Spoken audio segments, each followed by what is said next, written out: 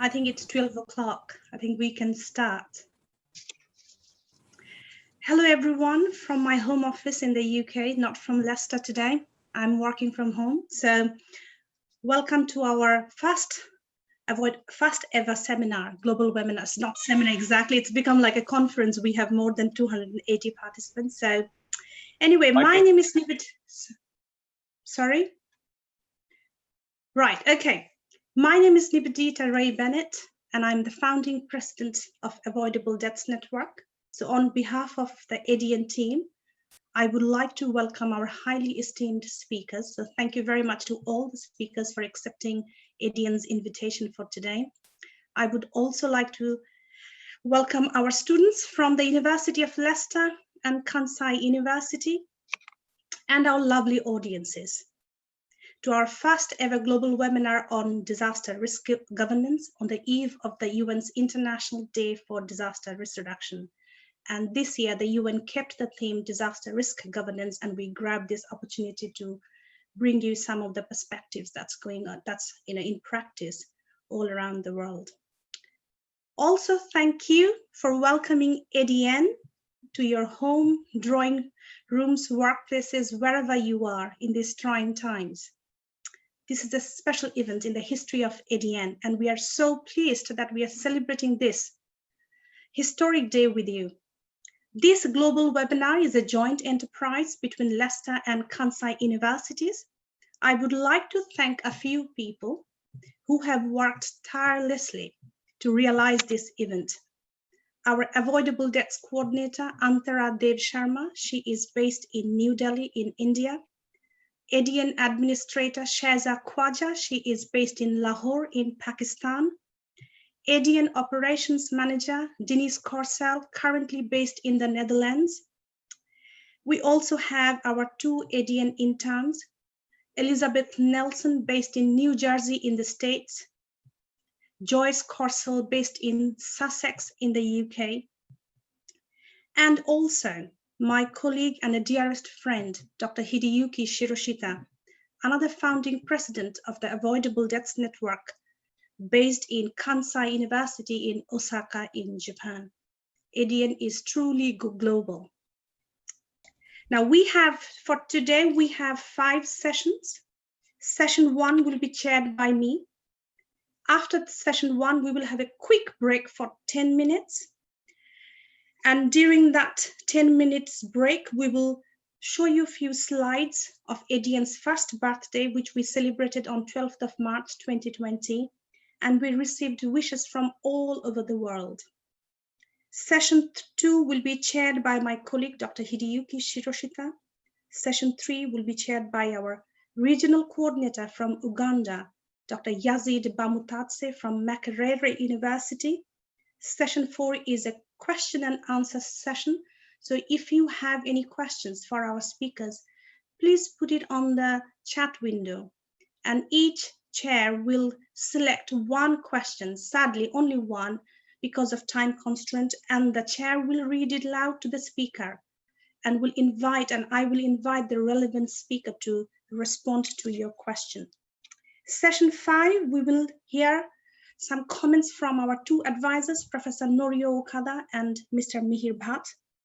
And then the last ceremony, which is the closing ceremony, we will provide you with few slides of ADN's vision and the ongoing activities. The entire event is for 2 hours, 45 minutes. I know it is not easy to grab your attention virtually. Each speaker will have 10 minutes. Hence, it will not be too taxing. We will provide 2 gentle chimes to our speakers, one at 3 minutes. And the second one will be at 1 minute, when 1 minute is left, so that they can finish their talk in time. Now, my colleague, Dr. Hideyuki Shiroshita, has prepared something interesting for you all. This is just to show a bit of appreciation from ADN team to all our audiences who have taken the time today to come and attend our webinar. So thank you very much, and Hideyuki, over to you. Thank you, Nimedita. Thank you very much for participating in this ADN's first webinar on disaster risk governance today. I am Hideyuki Shiroshita, I am an associate professor of disaster education at Faculty of Societal Safety Sciences, Kansai University, Japan. I am also co-president of Avoidable Death Network. It is our pleasure to organize this webinar today, and it is our great honor to have many participants all over the world. At first, let me share my personal experience regarding COVID-19.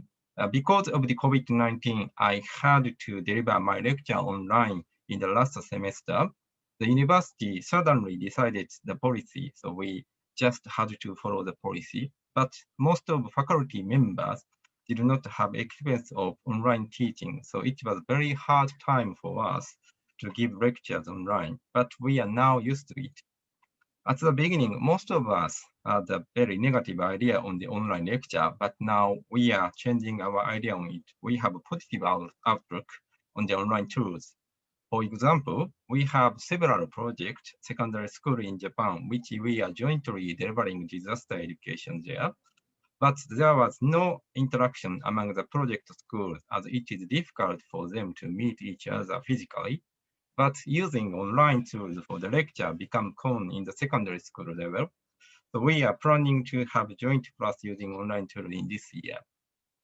So this time I reconfirm of the power of online tools. We have many registered participants literally all over the world. Okay, let me show the slide here.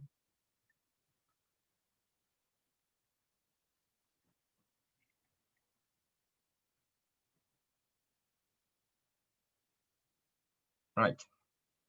So as of 10 a.m. GMT on the 12th, we have 235 participants from 45 countries. The affiliations are diverse. It includes UN agencies, governmental bodies, NGOs, universities, and so forth. The 45 countries, including foreign countries. I plotted the data on the map. Okay. Yes. So the size of the circle shows the number of participants. So the biggest country is India. Thank you very much. So currently we have around 200 countries in the world. So we have participants from 1/4 of the world. Actually, this webinar becomes the biggest ADN event. So again, thank you very much for your participation. I hope you all have a very fruitful time. Thank you very much. Thank you, Hideyuki. That was really insightful. Okay, so we will start our session number 1, and I am chairing that session. So for this session, we have 3 speakers. And the order of our speakers is we will start with Professor Norio Okada, Emeritus Professor at Kyoto University. Professor Okada is our advisor and also mentor to myself and Dr. Hideyuki Shiroshita. After Professor Okada, we will have Mr. Gatkut Simon Kai from the African Union. And then we will have Ms. Sonal Mehta, the director from the International Planned Parenthood Federation South Asia Region Office. Shaza will keep the time. So Professor Okada, over to you. Thank you very much. And Hideyuki will run the slides. Thank you.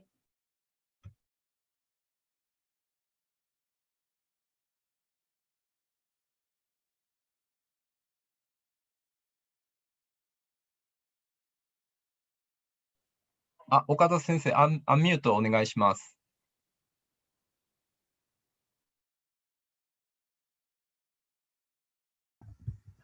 Can you hear me? Sorry. Okay. Thank you for this wonderful opportunity. You kindly invited me to attend. So let me start this presentation immediately, since the time is very limited. I talk about the adaptive governance and the persistent disruptive stresses. And this is as a kind of working perspective for COVID-19 challenges in Japan. And this may also apply to other disasters, I hope. Next, please. Japan was unprepared utterly for this type of new corona crisis. And it's truly high complex, high uncertainty, high unknown, and high inexperienced, and high lack of coping capacity at all levels of, say, organizing the bodies, communities. or governments, and high borderless and highly interconnected. All means that it's really a complex issue and systemic risk governance issue. And it requires a high, well, a special type of governance, which we still miss. But what I would like to emphasize is that, say, for this to be done from the viewpoint of our governance, we need to have a more focus on coping capacity to be further developed. Next, please. We need adaptive governance under its effective framework. Since it's truly so complex and unknown, you have to go adaptively. And I also introduced this term PDS, persistent disruptive stresses. I will explain later. And smart governance, it means that you start with small way and modest and anticipatory, adaptive, responsive risk concern. So as to transform something, you need to change. And it's really a community and evidence-based approach we really miss and we need. And I can share with you some experiences I've gone through in field-based approaches in Japan and many other areas. And decade-long time-tested approach is needed. Next, please. In Japan, it seems so far local prefectures and municipalities and communities were relatively doing better than national government in terms of adaptive governance and the persistent disruptive stresses. I can give you lots of reasons, but let me just skip it. If you have questions later, I can explain. Next, please. So this is my framework I would like to share with you in a visual manner. So community at whatever the level, it could be a neighborhood community, or it could be, let's say, one municipality, or it could be one country. The community gets different persistent disruptive stresses, mega natural disasters, social changes, climate change dynamics, demographic changes, and globalization, and also coronavirus. This is the big one now hitting us. And all are interconnected to hit us, hit this community. Next, please. So, yeah, infectious disease like coronavirus is joining this list of persistent disruptive stresses, and they are interconnected. Next, please. And smart governance is meant this way. Please go. Yeah, yeah. It means to transform something missing. It should start small and solid and modest, multiple, anticipatory, adaptive, and responsive and risk concern. Participant governance at regional and local levels. Okay, next, please. Okay, next, please. So it should go spirally as a dynamic process. You start with a very small manner, and hopefully it gets a higher level, and up to a certain point in time, it may come down, as a top-down approach. Next, please. Here's one good example in what way Tottori Prefecture has been coping with this difficult problem in terms of developing the coping capacity. They are challenging adaptively. And one note to be taken is that the prefectures are very unique, exceptional from other areas, including the national government, that they experience in a minor way, but say this pandemic 2000 H1N1, so they had some experience. So they were better prepared and quick to start this adaptive approach. And they set up special headquarters, the governor start this one as of 21st January, very quick. Well, I should skip other sort of chronicle events, but it went on an adaptive manner. Next, please. Next, please. Okay, so, just to mention that they were also doing well in terms of introducing special type of test by introducing some sort of drive-through approach. Okay. Anyway, it's too early to make any concluding assessments. We are all just in the initial colony stage to cope with this COVID-19, and it's expected to become a decade-long marathon challenge triggered by COVID-19 in a local town or community, cities, prefecture, regions, and nation of Japan, but also they are interconnected globally. We need to study and compare Japan, Germany, United Kingdom, and all countries people are now joining from. And smart governance under persistent stresses may serve a useful working framework to address this kind of systemic risk issues. Next, please. So, well, let me say thank you very much for my very short presentation. If you are interested in this kind of question, I welcome you to visit this special website, which I did. I was given the chance to speak as a keynote speaker, and another keynote speaker was Otto Win Ren from Germany. They had this as a Japan, Germany, cultural comparison forum. Anyway, let me stop here. Thank you very much for your kind attention. Thank you, Professor Okada. Thank you very much. So can we have Kai, please?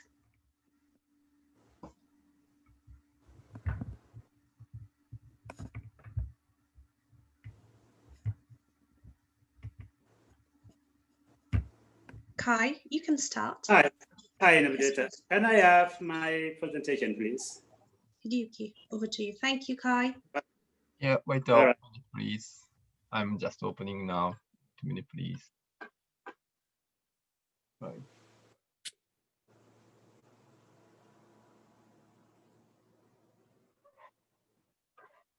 All right, while we are waiting for the presentation, let me introduce myself. I'm Gatko Kai. I'm the technical coordinator for Disaster Risk Reduction, African Union Commission. It is a pleasure to be part of the Avoidable Death Network event. And as you said, being proud, attending the largest event so far that has been organized by the AND. Next slide, please. I will be talking about the state of disaster risk strategies on the African continent, and I will give you a bit of introduction. I would like to acknowledge, that over the last few years, over a decade, disaster risk reduction has gained prominence on the continent, and we have observed generally a shift of paradigms from active response to proactive response of disaster risk. And there have also been efforts being made through the Sendai Framework and Africa Program of Action 2015-2030. These strategies have further strengthened this progress that African countries have made. The Sendai Framework in particular and Africa Program of Action call for African member states to develop or realign their policies to Sendai or Africa Program of Action by 2020, which is now 3 months away. But broadly speaking, DRR strategies should have been, the guidance that is being given to our countries is that a DRR strategy must have an overall goal to prevent new risk, reduce existing risk, managing residual risk, and of course, building resilience. And of course, a DRR strategy must be informed by a disaster risk profile. Let me take you briefly on the current disaster risk profile on the continent. Next slide, please. And as you all know, a risk profile has some important components, and it has to look at hazard, exposure, vulnerability, and coping indexes. Next, please. The overall risk index of the continent has been increasing for the last 4 years. Recently, the African Union undertook a study, a report, we call the Biennial report on disaster risk reduction. This is a report that's supposed to be done every 2 years, but because of lack of time, developing tools to be able to measure progress that we have been making since 2015, we delayed a little bit and we just undertook it last year, looking at 4 years from 2015 to 2020. 2018, 4 years. And what we have observed is that the risk profile is increasing. And the most significant increase has been so far in the Central Africa region. But we also have seen countries in Eastern Africa, as you can see from the map, are most vulnerable. Please, next slide. Again, number of hazards in Africa, drought, flood, mostly hydrometeorological. And recently we have seen rise of epidemics, starting with Ebola, and now we have COVID-19. We also have pests and diseases. Recently we have the polyamine worm, and we also have locust invasion. So these are sort of hazards that are increasing now on the continent. And we have also realized that disaster events have also increased from 311 in 2015, 2016 to 217 increase in 2017 to 2018. And of course, you can see from the slide, we have flood, ranking in the list, followed by epidemics, and then drought. Next, please. Next slide. Yeah, the exposure index has also been increasing on the continent. Exposure, one to go back, yes. The exposure index has increased on all the region of the continent. And as I said earlier, also, most countries in the East are highly exposed than the other countries in the region. Next, please. Again, Africa is also one of the vulnerable continents in the globe. And with climate change, we are expected to be one of the most regions being hit by the climate change effect. Next, please.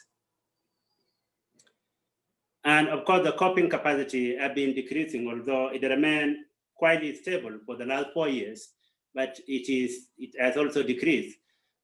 So this is equally the same with all the countries. Many countries have decreased coping mechanisms. Next, please.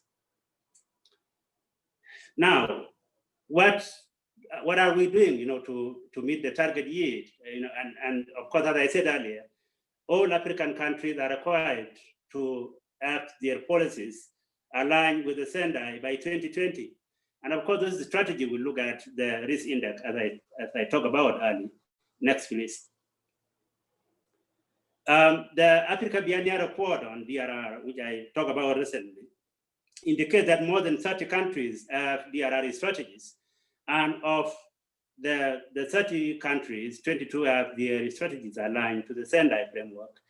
And remember, Africa has 55 member states. So 22 out of 55 is quite really a very small number. So many countries are developing these strategies, and this is a very good effort being made. So at the moment, there are a number of countries that we have been supporting. Cameroon, the Gambia, Chad, Sao Tome and Principe, DR Congo, Central African Republic, among many other countries, are making huge progress to meet the deadline before the end of the year. And we are also undertaking a broader study that we are just commissioning, and we hope to have that report out, done by January 2021. And that report will look at the overall status of disaster risk reduction strategies on the continent. Next, please. Next. And of course, we are looking also at the current countries with the strategies. And again, the implementation is quite low, as you can see. So it's a lot of work needs to be done on this regard. Please, next, please. And of course, there are a number of challenges facing African countries. And as you all know, many African states are least developing states, and they also have competing national priorities. Again, COVID-19 has really widened this gap so far. With this, thank you very much for giving us the opportunity. And I think this is the end of my presentation. I don't know whether I would stay for all of the presentation, Nabedita. I have an unforeseen action that I was required to respond to. So I don't know whether you will be able to release me in the next 20 minutes. Yeah, sure, Kai, of course. But thank you very much for your really informative presentation. So, of course, you may leave. So, can we have Mrs. Mehta, please? So, Hideyuki, I think you have Mrs. Mehta's slides, please. Presentation. Yes. Presentations. Thank you very much. Thank you. Thank you, Nibetapati. Good morning, good evening, good afternoon to everybody, depending on wherever you are. My name is Sonal Mehta, and I'm the Regional Director for South Asia region in IPPF. And I'm not know who all are on the call, so I'm just taking a minute to introduce. IPPF is a global federation of member associations, and which are usually the Family Planning Association across the globe, about 141. And we are distributed in 6 regions and the central office, which is based in London.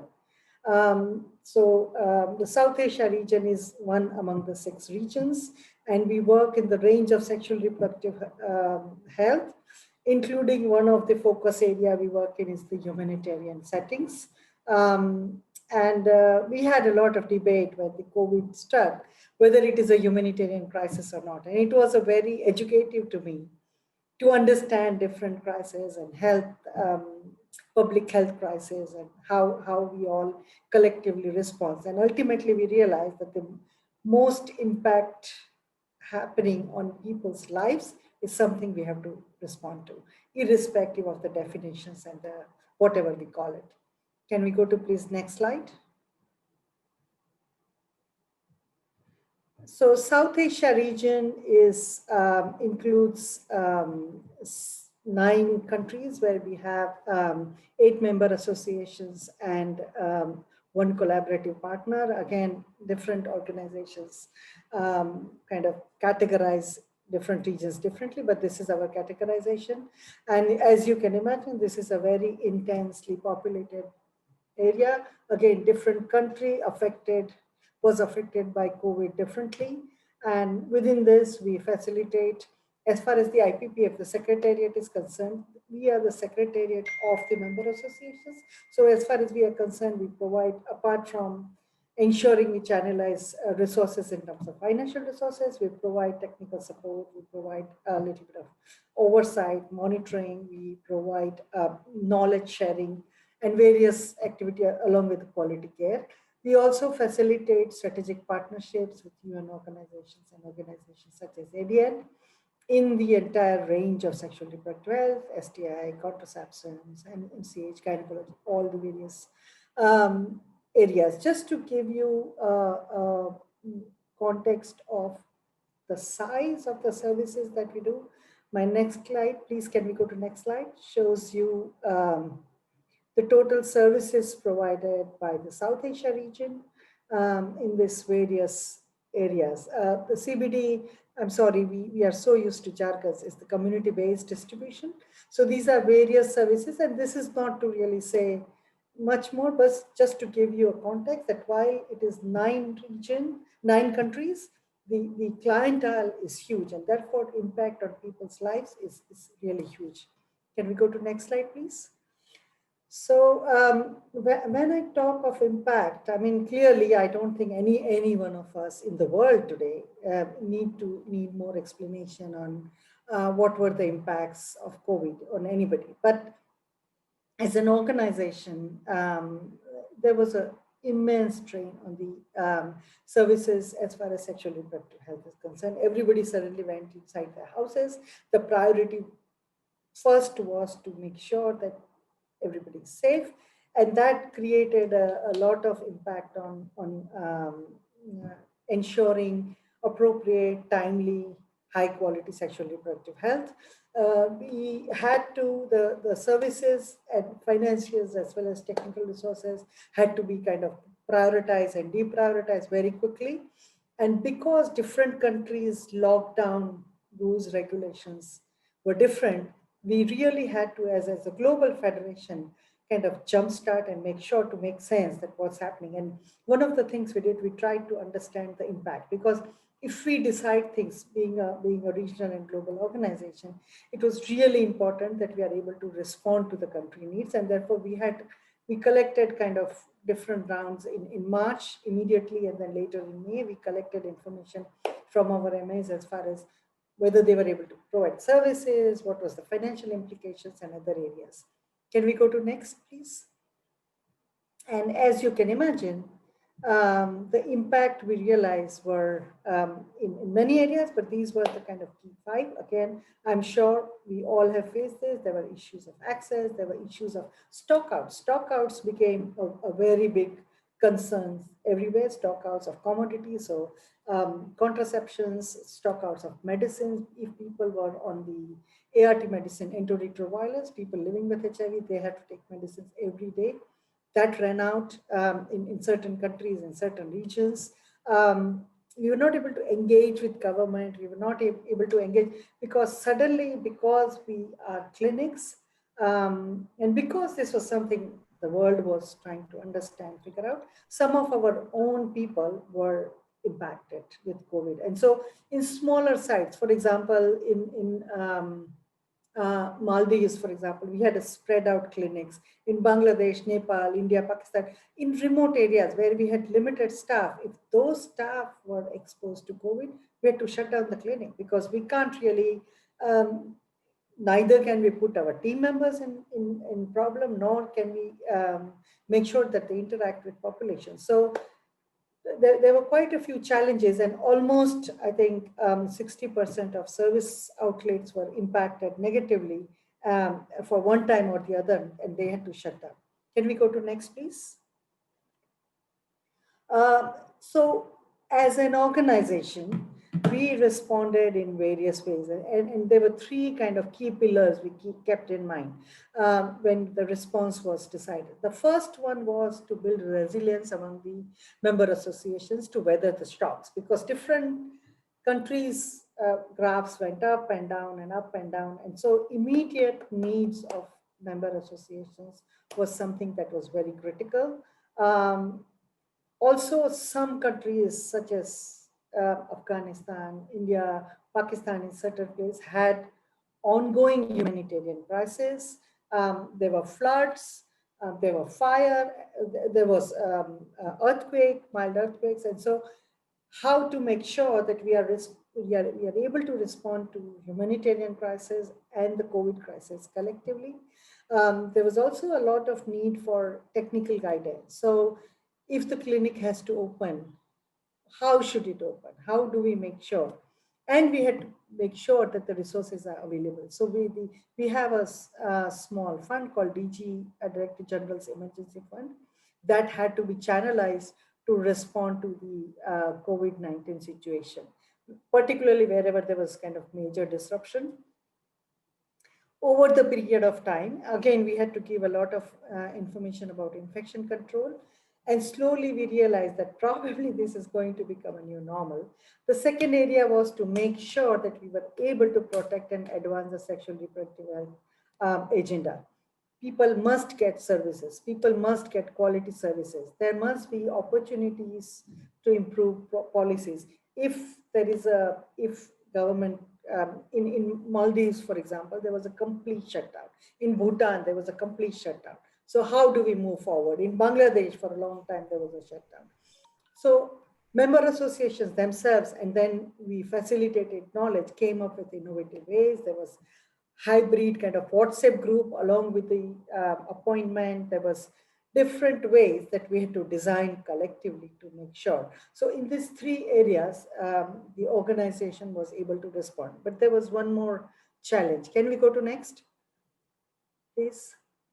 And this challenge was actually something, I don't know how many of you work in a situation where you have a central office and a regional office. And this challenge was, what is the role of the regional office in this situation?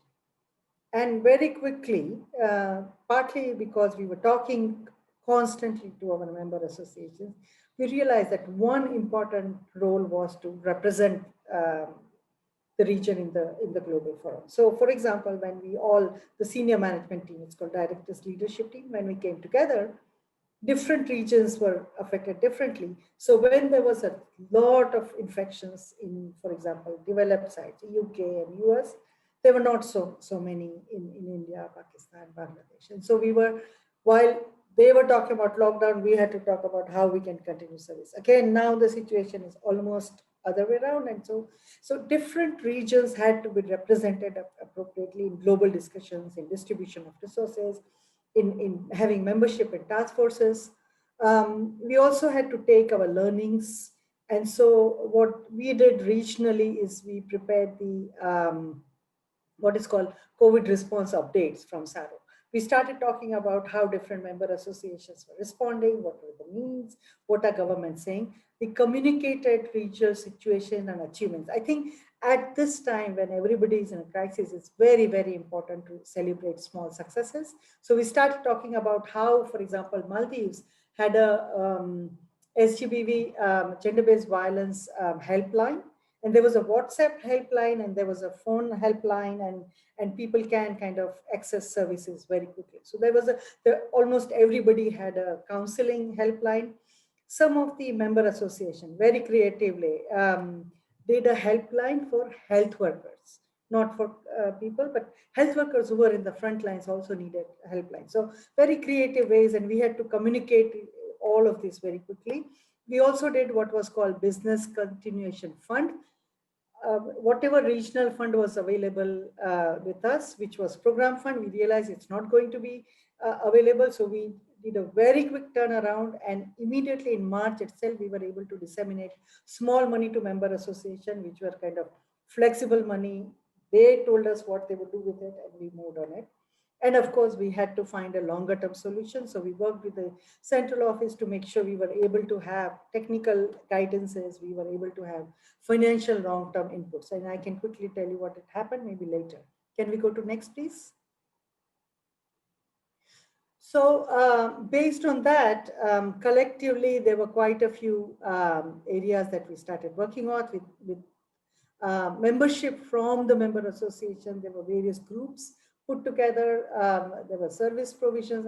Telemedicine guidelines started coming very quickly. For example, Indian government came and we started working with Nepal, change the regulations as far as the availability of self-care abortion, medical abortion. And so we started working with our member associations to get all of this out. There were a lot of use of digital provision for comprehensive sexuality education. Again, Nepal came up with a very creative idea of going on a national television with a limited kind of initiating dialogue on sexuality education, comprehensive sexuality education. And then they started making viewers group where further detailing can happen.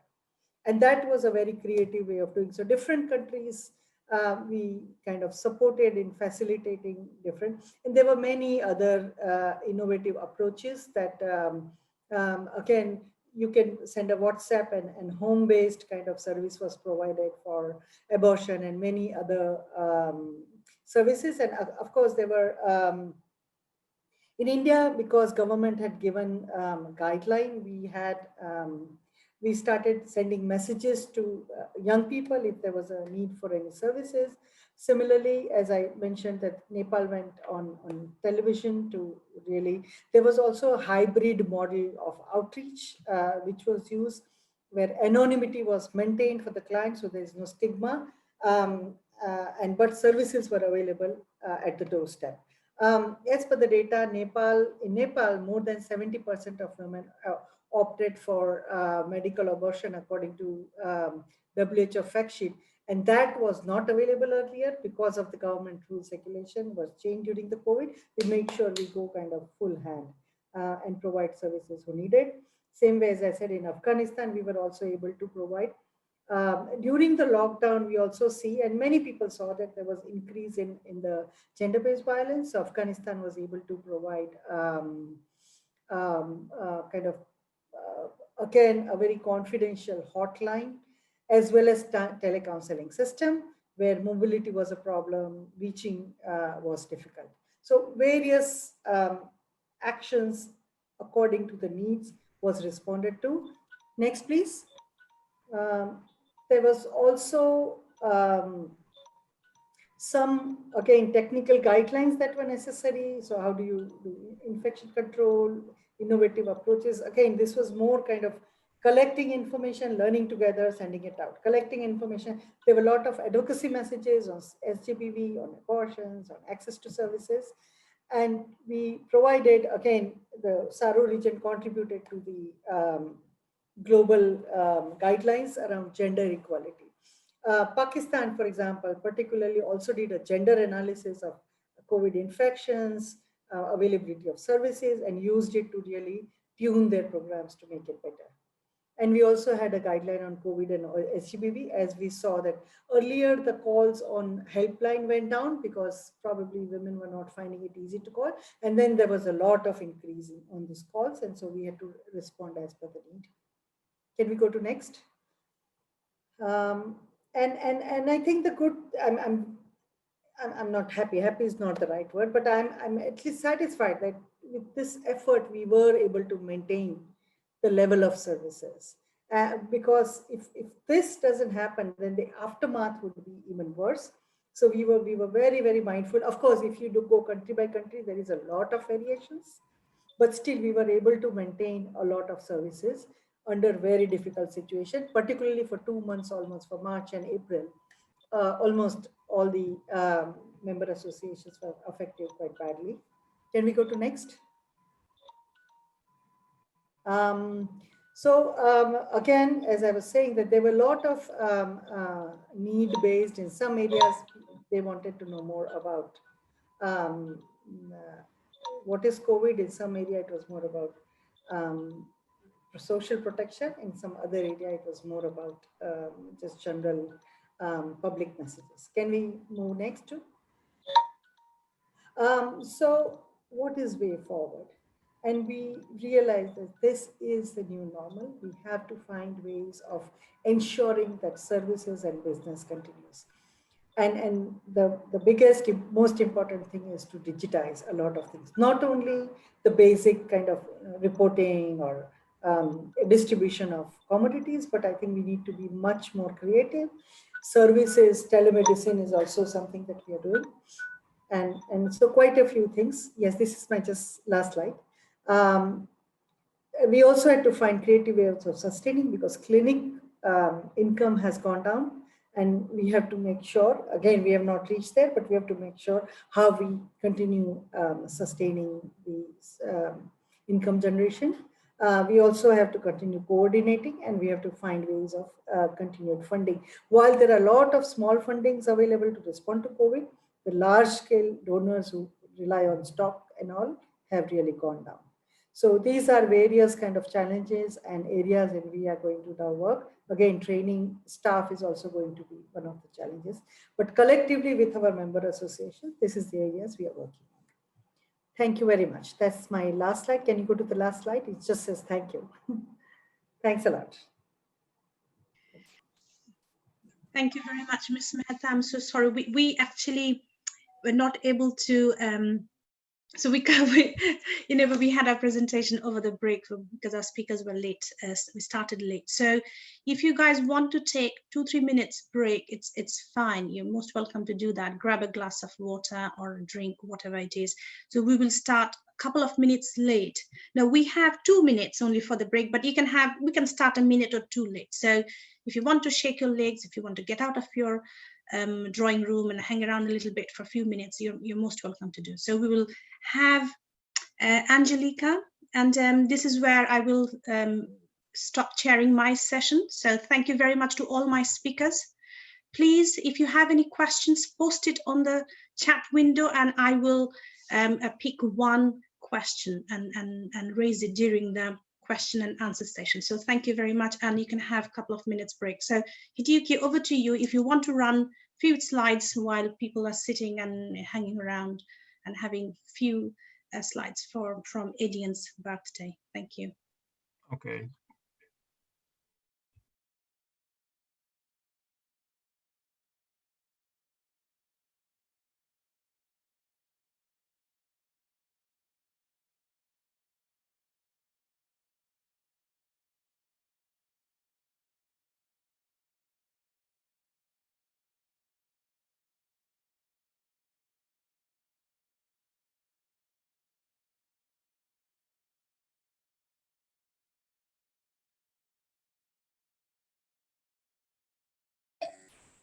Hello? Hello? Not listening. Not listening.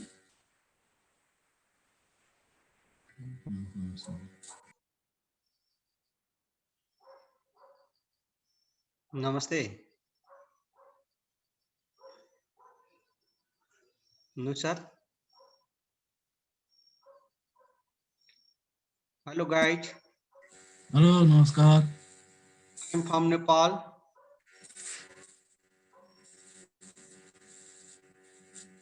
Hello. Hello.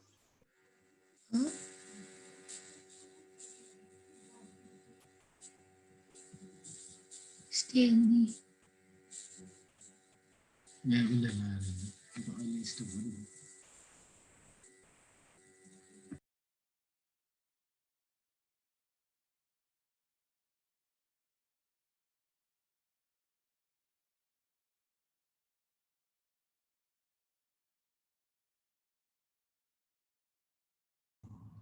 Hey Hiduki. Hey Nivedita. Yes. Sorry. I think Hideki is just taking a break. No, that's fine. I'm just saying to hello. Don't worry about this.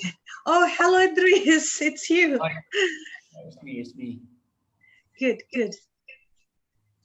So no, I'm enjoying the session. It's very nice, going very well. Yeah.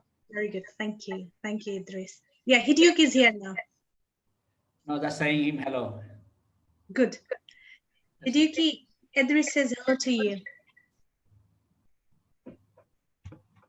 He's still, I think.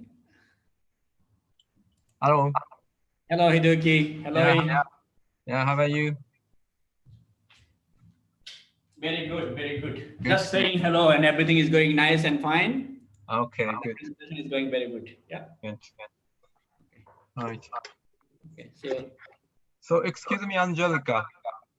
So are you sharing with a slide or should I share slide? If you could upload it and then I just move them along. Okay.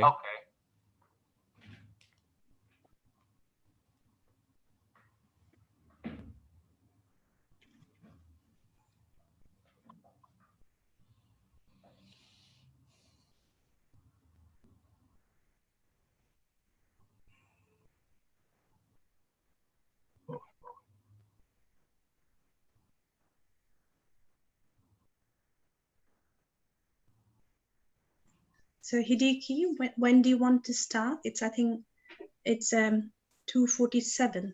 Yeah. So yeah, unfortunately we can't show all of the picture from the birthday, but yeah, we should restart the session. Yeah, I think you got the idea. ADN's birthday was celebrated in towns, villages, cities, on top of roofs, back of the car, lorries, everywhere. So over to you, Hideki. Thank you very much. Okay. All right. So yeah, let me start the next session. So I am chair of this session. My name is Hideyuki again. So yes, we have 4 presentations in this session. Let me invite first presenter, Ms. Angelica Planitz. She's global lead for disaster risk reduction at UNDP Crisis Bureau's Disaster Risk Reduction and Recovery for Building Readiness team. So Angelica, could you start your presentation? Yes. So hello, everyone. And thank you very much for this opportunity to speak at this webinar on the occasion of tomorrow's International Day for Disaster Risk Reduction. I will present today on the topic of disaster risk governance with a special focus on Sendai Target E on national and local DRR strategies. Of course, there is a wealth of experience out there, so this is really only a snapshot, but I hope I will be able to offer you some information and some food for thought on where we are at and what to consider when it comes to achieving Target E. And yeah, my presentation is coming now. So if we can move to the next slide already, I'm not able to do it. Yes, thank you. So basically, UNDP has a long history in supporting the development and implementation of national and local DRR strategies, going back to the late 1990s. In the early 2000s, this support was provided as part of our approach to strengthening institutional and legislative systems for disaster risk management, which looked at DRR as a sector on its own right. And by the way, we are not in full presentation mode. Could you have a look at that, please? Thank you. Then in 2004, we published a flagship report on reducing disaster risk, a challenge for development. And this was actually one of the earliest pieces to recognize the link between governance and DRR.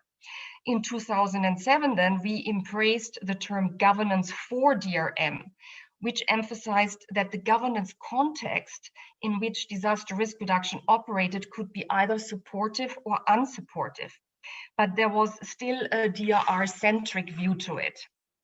Then promoted by some, or prompted by some of the challenges we faced in fragile countries, we learned that solutions with a single track focus on disaster risk was not enough, and that our DRR work needed to focus also on conflict and climate risk. We then adopted the risk governance approach. And this takes a much wider governance framework as the starting point for the management of an interlocked system on risk. So basically, we moved towards a governance-centric approach. And now in 2020, again, we've reached a point at which we are shifting our outlook, since the COVID-19 pandemic has turned the headlight on the need to tackle systemic risk and strengthen systemic risk governance. Please, next slide. And you can skip that one. So what is actually risk governance? In short, it describes the way governments and society manage various and often interconnected types of risks across sectors and systems. So looking at the keywords below that are linked to risk governance, we see that DRR strategies and plans form an important element. Next slide, please. But those strategies are not the only element. DRR strategies need to be complemented by a well-coordinated institutional architecture, legislative provisions, the political buy-in of decision makers, and human and financial capacities at all levels of society to implement the strategies. Now, in addition to what we call these tangible governance instruments, also the related risk governance processes are essential. Next slide, please. And these processes are vital for the successful development and implementation of DRR strategies. And they are characterized by the attributes of participation, rule of law, effectiveness and efficiency, equity and inclusiveness, responsiveness, transparency, accountability, consensus orientation, so the whole lot. But this is really, really important. Next slide, please. So now, as we know, the Sendai Target E aims to substantially increase the number of countries with national and local DRR strategies by 2020. Importantly, this target has also been absorbed into 2 SDG indicators, which gives very broad acknowledgement now to the link between disaster risk and development. Next slide, please. So now let us look at the progress recorded in the Sendai Monitor. So the last time, it was 2017, 47 member states reported on the status of their national DRR strategies, but only 6 countries confirmed that they were fully aligned with the Sendai requirements. So this shows us that there continues, probably even now today, 2020, to be still some gaps in both reporting and practice. Also, I think we should not shy away from the question whether this target actually perpetuates a focus on strategy documents rather than the governance and the implementation processes that I mentioned before. Next slide, please. So here we see the 10 Sendai requirements that should guide the development of DRR strategies. Strategies, for example, should aim at preventing the creation of risk, reducing existing risk, guiding the allocation of resources for DRR, and promoting policy coherence, etc. So sounds straightforward, but the practice tells us otherwise. For example, ensuring policy coherence. It doesn't simply mean making a reference in your strategy to other relevant policies or strategies. If this is done in earnest, we actually need to identify common actions and common institutional instruments in support of the shared objective to reduce disaster risk. Next slide, please. So whilst the Sendai requirements already set good standards, our practice in UNDP has pointed us to a few other criteria which viable strategies need to be effective. So for example, we saw that flexibility to adjust to changing contexts and to remain relevant through regular revisions is important. Or linking the local DRR strategy not only to the national DRR strategy, but in fact to the national development policy priorities. And also grounding DRR strategies in the comprehensive theory of change to understand the long-term change processes. Next slide. And although the requirements provide a basis of consistency, we see that the strategy take a range of formats. They can be standalone or consist of a system of strategies across sectors, or they can be fully incorporated into development strategies and plans. So in view of the ongoing discourse on systemic risk, I think we need to ask ourselves what we can do to ensure that DRR strategies do not perpetuate the DRR silo and that they are relevant for addressing systemic risk. Next slide, please. However, there is also still a rationale for some standalone strategy in specific contexts. For example, to compensate for any risk management gaps in the development or sectoral policy, or if we have a if we need highly cross-sectoral solutions, which cannot be fully addressed by a sectoral strategy. Next slide, please. So here you can see that we found many good practices already. The strategies have become more inclusive, consultative, and multi-sector. They are responding better to real-world changes. They encourage now operational guidelines and tools that can support implementation. And they are increasingly grounded on risk information and capacity assessments. Next slide, please. But at the same time, we see that many new strategies still do not meet the Sendai requirements, as the country's self-reporting indicated. They are often too ambitious, not aligned with existing capacities, etc., etc. Actually, you know, there is still a very slow penetration of national strategy down to the local level. Next slide, please. Which I think you can skip. And then we move straight to the final slide. Yeah, skip this one, please. So in summary, a few key takeaways. One, DRR strategies are only one risk governance instrument that can influence risk levels. Two, despite advances, the strategies still show many gaps in implementation and in addressing the Sendai requirements. Three, we need a self-sustaining process that can keep the stakeholders motivated and the strategies alive over an extended period, even if we don't have a natural hazard event. And four, we definitely need more analysis and research on the impact of the Sendai-aligned strategies in reducing disaster risk on the ground. By all means, let's not repeat the same pitfalls as in the Yogo implementation period, which produced actually many excellent DRR strategies that met many of the requirements of the time, but they were not implemented because they lacked the resources or the political support and stakeholder awareness. So, ladies and gentlemen, with this, my presentation came to a close. Thank you so much for your attention. Yes, thank you very much, Angelica. Very informative presentation. So, okay, yeah, because of time constraint. So, yeah, the next presenter, Dr. Bernard Balassa. Dr. Bernard is the head of the Department of Geography and Social Studies, Cambogo University. So, yeah, please start your presentation. Thank you. Thank you, and good afternoon or morning, evening, wherever you are. I hope you're getting me, and greetings from Uganda. So I'll be talking about the governance, disaster risk dimensions, as per the country. So next slide. So, that photo is as a result of avoiding risks from the victims of landslides in one area in Uganda. So these are communities that have been resettled to avoid death or injuries due to landslides. Next slide.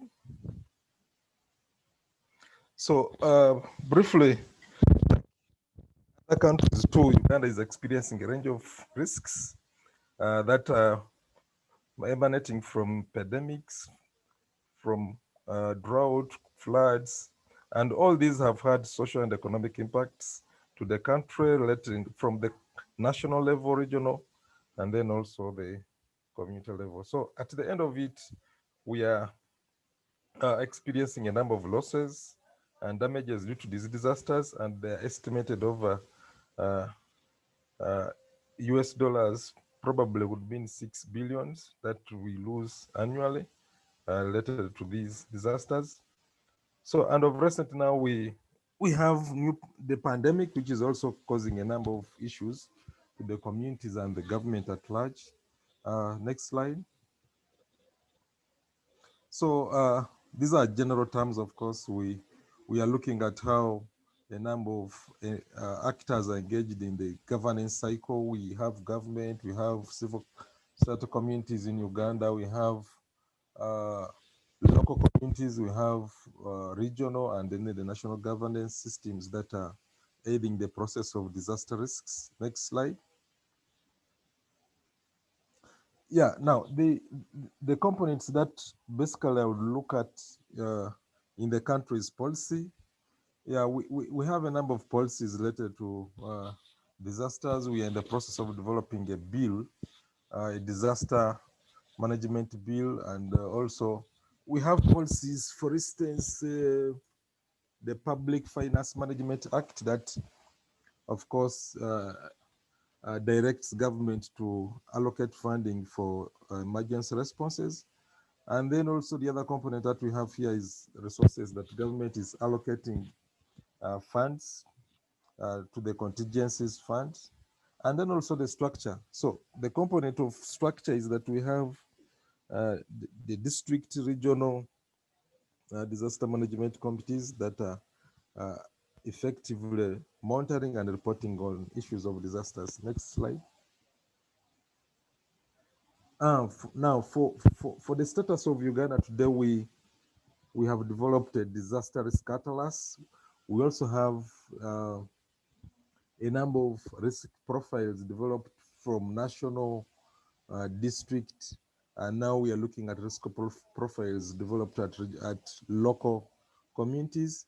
And also we are mainstreaming DRR into development planning, and a number of several policies, as I said, are being enforced. For instance, now we have the National Policy for Disaster Preparedness and Management, which was developed in 2011. But now we are in the process of working on the Disaster Preparedness Management Bill to, operationalize the policy. So in terms of status, these are a number of achievements that we are making, but then we are in a process also of looking at how the disasters impact on the economy in terms of losses and the damages from the different scales. The other aspect also in the governance is that we have working groups, disaster working groups that are also ably assisting or aiding disaster management. Next slide, please. So this is part of our structure, that you have the president and then we have the office of the prime minister, where the disasters are prepared and managed, I would say. And all these are different entities that are in the process of, reporting and coordinating relief activities. Next slide. So presently, of course, the structure is broad, but the main key parties are the Minister for Disasters. We have state ministers. We have management and refugees. We also have a commissioner. Now these are at national, but at the district level, we have administrative officers and then the district disaster management committees. These committees, I would say, are the ones that are responsible for planning, response, and recovery efforts. Next slide. Now, in terms of policies, of course, we feed into what the Sendai and the strategic framework on a number of issues that the African strategy also on for disaster risk reduction. Then at national, as I said, we feed into a number of policies. We have framework planning. We have planning frameworks. So these are just a generic of policies that we are working around and that are facilitating the country to respond and to avoid deaths in the communities. Next slide, please. So, but what are the opportunities that we have today in the country? Of course, we have enabling legal and institutional environment that is supporting disaster risk. Then a number of development partners like UNDP on board supporting a number of risk profiling, disaster reduction strategies. And we have avenues of lobbying for resources. We have an active working group and also well-trained personnel to handle disaster risk governance and management. Next slide. What are the challenges? Now, like most countries, coordination, is normally a problem between the actors in disaster risk. Then the financial aspect, for instance, in Uganda today, 0.5% of the national budget is allocated to contingencies fund, and of which 15% of 0.5 is basically given for disaster response and management. So we feel it's still inadequate to address a number of issues. But the other part is the stakeholders. We have fewer stakeholders being represented at lower levels because of the structure issues. And, if they're not represented, then you don't have good leadership of the communities that are involved in disaster planning and management. And then the institutional structures may not be very active. Administrative boundaries and management, for instance, keep on changing. Like you will have a district being split into another sub-district, which later, hampers the governance issues. Then transparency concerns, just like in many other GRR activities, you get concerns that the transparency issues come out in terms of relief, in terms of allocating for funds, and so on. So next slide.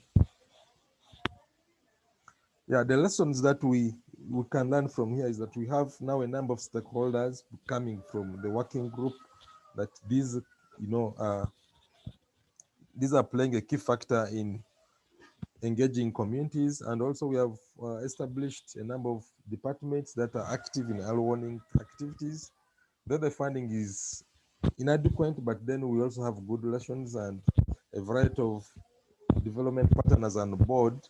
And our governance is also regional specific, that we have GRR activities managed at the lower level and the village, sub-county, and also the district level that feed into the national aspect. Next slide. So in conclusion, we are saying that governance is able good for the success of our risk reduction measures, and also increased stakeholder participation through governance systems is enabling us to have marginalized groups brought on board to manage disasters. And also the government, we are calling on government to improve funding from the 0.5, say 1.5 in the next 5 years. And then also, in the conclusion, what we are saying is that the coordination mechanism between actors needs to be reinforced, and a number of them need to be trained and also be involved in a number of activities. So thank you. That's the end of my presentation. Next slide, which is basically the end of the presentation. So thank you for listening to me. Okay, thank you very much, Dr. Bernard Barasa. So let me invite third speaker, Mr. Martin Okwell. He's Program Officer, Black Uganda. So could you start your presentation, Mr. Martin Okwell? Yes, before I start the presentation, I sent the presentation there, so maybe Dr. Nabita can check so that I can present straight away. Right, I sent okay. to yes, hello? Yes. Yes, the presentation I sent. So it was not displayed there yet. So I was requesting her to put, so I can go ahead with it. Okay. Mr. Okwit, was it sent to Nivedita or was it sent to me? Oh. I sent to the email, yes. Check the email. Was it sent to me or Antara? Let me just check. Check the email. While we do that, maybe Martin, you can introduce yourself. Okay. Antara, it hasn't come to me. Antara, just check. Yes.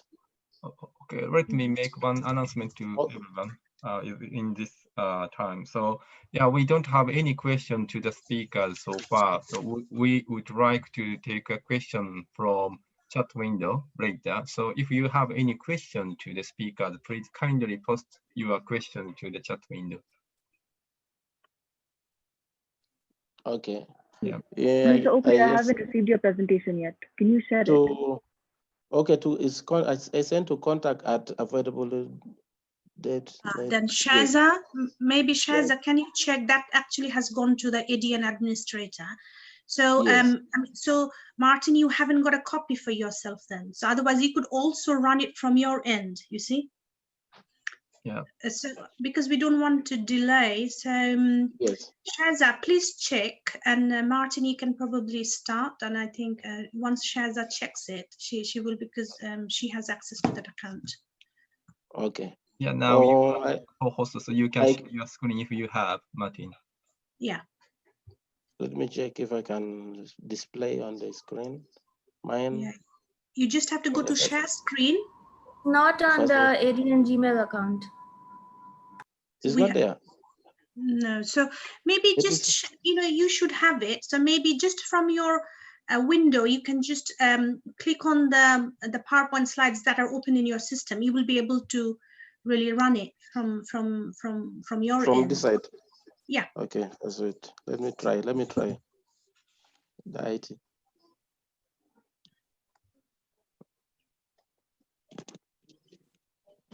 Aisha, can you come assist me put the PowerPoint presentation on the link? Do you have an alternative? Somebody is coming to assist me.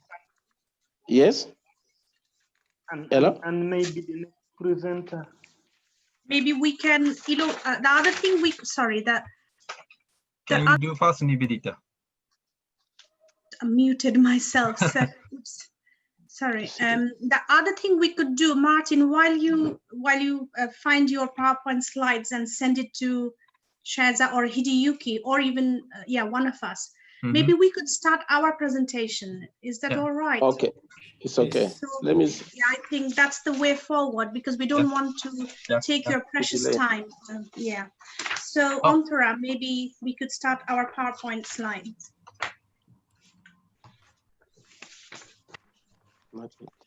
Right. Okay. So the Nivedita's and Antara's presentation. Please go ahead. Okay. This is one of our projects that we started during COVID-19. We started this project in April 2020. We had an impromptu meeting with our two ADN advisors, Dr. Ambika Prasad Nanda and Mr. Mihir Bhatt. We acted quickly on this plan. Hideyuki arranged some funds from Colorado University's Natural Hazards Center. And some funds also came, it's still ongoing, from our ADN hub lead, Mr. Dilip Patnaik from Orissa State Voluntary Social Workers Association. And with that fund, I mobilized 11 content analysts. Your presentation, and I see. From Yazid, you may mute yourself, we could hear you, sorry. So I mobilized 11 content analysts. Something happened, sorry. No, guys, I think, Antaram, our slides have gone. Unmute yourself, Antara. Sorry. Yes. Okay. So with that fund, I mobilized 11 content analysts from 11 collaborative institutions across 8 countries. So this project is ongoing, and that's a very big project. But for the time being, we are just presenting one component of the project. Next slide, please, Antara. So the project is, we basically have 3 central questions. How many avoidable deaths are occurring from the effect of COVID-19 and lockdown in India? At the moment, the government, the Ministry of Health, is actually documenting the number of deaths, direct deaths from COVID-19. But our research is designed to understand the number of avoidable deaths from the effect of COVID-19 and lockdown. Number 2, what has been the number of unavoidable deaths? We also want to see the excess deaths that is taking place. And the third question is, if these are our questions, how can we really analyze the number of avoidable deaths and unavoidable deaths from the effect of COVID-19 and lockdown in India? Next slide, please. So what we did, we developed a framework to answer those questions. Obviously, I won't be able to answer all the 3 questions today. As I said, it's a big project. It will continue collecting data till the end of December. But I think through the avoidable deaths framework, it will become a little bit clearer why we are presenting this today. So we tried to answer those questions by developing a framework, which we call it avoidable deaths framework. So what is avoidable deaths framework? Antara, next slide, please. The avoidable deaths framework is basically a novel framework which understands that disaster deaths are avoidable at the interface with effective disaster risk governance.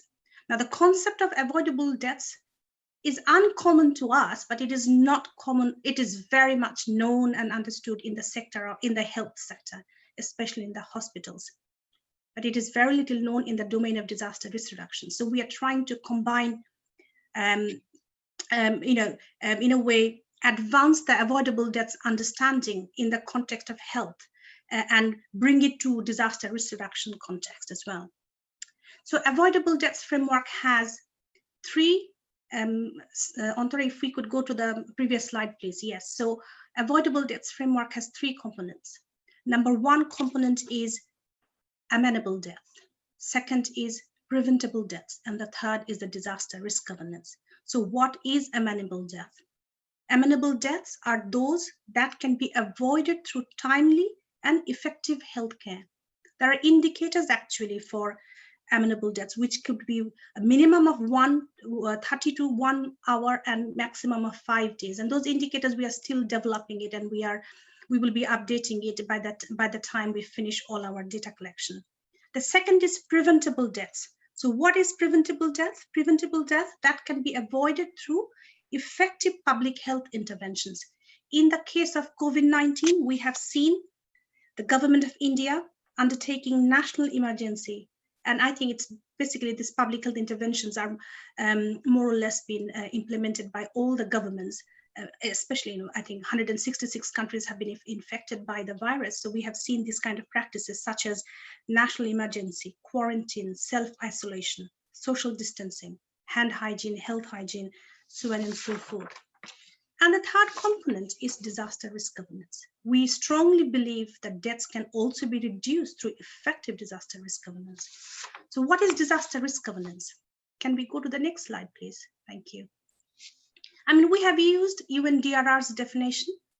According to UNDRR, disaster risk governance is a system of institutions, mechanisms, policy, and legal frameworks, and other arrangements to guide, coordinate, and oversee disaster risk reduction and related areas of policy. So based on this understanding of DRG framework, we developed a few questions. I mean, probably one, and then several sub-questions that Antara will cover. Central question is, so what has been the governance structure for managing the effects of COVID-19 and the lockdown in India? So next slide, please. So these are the indicators of disaster risk governance that's currently we could, in a way, make sense what the government of India is doing. So one of the indicators is communication, the second is coordination, third is collaboration. And then we have a fourth one, what we found, that the combination of indicators, sometimes it is communication and coordination, sometimes it is coordination and collaborations, and some other times all the three. So theoretically, you can make those indicators, you can understand those indicators, but in practice, they're all conjoined, and they just interact and intersect with each other in an interesting way. I won't go into the definitions for each indicator, but I think Antara will make it clearer that by introducing the type of questions that we have raised for each indicator. So the next slide, Antara. All right, thank you, Dr. Ray Bennett. I will now be talking about the methods of data collection for DRG indicators. Now, secondary sources like the websites of the Ministry of Health and Family Welfare, as well as the Press Information Bureau, are reviewed. But this presentation is only going to focus on the results from reviewing the former and for data analyzed between the 11th of March and the 31st of August. Now, in the context of this pandemic, the Ministry of Health and Family Welfare is one of the ministries that will be leading the response of the government. Further, since the Press Information Bureau, which is the nodal agency of the Government of India, disseminates information to the print, electronic, and web media on government's plans, policies, program initiatives, and achievements, these two websites are a good source of information for tracking the government's efforts. Now, for my friends and colleagues overseas, I'd like to take a moment to talk a little bit about India. Now, India has a federal structure, and at the head of it is the Union of the Central Government. It has 28 states and 8 union territories. Now, the states are administrative units with their own elected government, and they have the right to frame their laws. They also have their own legislative assemblies and chief ministers for administration. And UTs, or union territories, are small administrative units that are controlled and administered directly by the central or union government through a lieutenant governor or administrator, who is a representative of the President of India and is appointed by the central government. Now, in March 2020, the Government of India announced the first 21-day lockdown by invoking the Disaster Management Act 2005, which gives the central government powers to take quick policy decisions and impose restrictions on people to manage a disaster. Now, this law authorizes the NDMA, or the National Disaster Management Authority's chairperson, and in this case, that's the Prime Minister of India, to take decisions to deal with this pandemic. Right, so we now come to the DRG indicators in practice, and this is the format for data entry that our content analysts have been undertaking regularly. I'll quickly walk you through each column, starting from the left. Now, the first column on your left refers to the source of the advisory, guideline, letter, or information. We just call it article. Since this presentation focuses only on the Ministry of Health and Family Welfare's website, these are the only entries that I've depicted here. The next 3 columns refer to the date of release of the article. And then you see the URL of the article, the title of the article, as well as the disaster risk governance part of the article. So that means what section of this article makes it eligible to be a part of our study or allows it to be considered as evidence for disaster risk governance. Now, the next columns, you'll see the DRG indicator. So the content analyst has to distinguish between whether it's communication, coordination, collaboration, or a combination of the 3. And lastly, the last 4 columns are the name of the analyst, and in this case, that's LOPA, as well as the date of input of the entry. We now come to the overview of data entry from the Ministry of Health and Family Welfare's website. As you can see, the total number of data entry for our period in question is 311, with the maximum number of entries under communication at 269, and the minimum number under communication and collaboration at 1. Now, the reason for the very high number of entries for communication may be explained by the fact that during a pandemic, information on the spread of the virus, as well as COVID-19 appropriate behaviors and other such information, is crucial for citizens and others to have to prevent and contain the spread of coronavirus. Now, misinformation and a lack of awareness among citizens, travelers, and others can and have led to a rapid spread of the virus in some cases. Further, all of us across the world have been learning about this virus and its behavior and how to contain it together.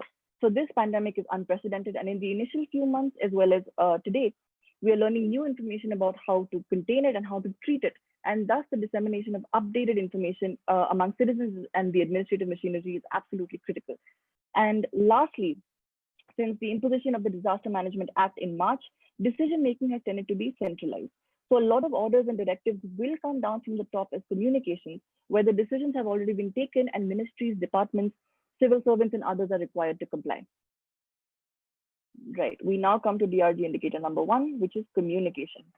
Now, the central government, through its various mediums, is communicating to state governments, ministries and departments, citizens, travelers, residents, medical professionals, and other groups.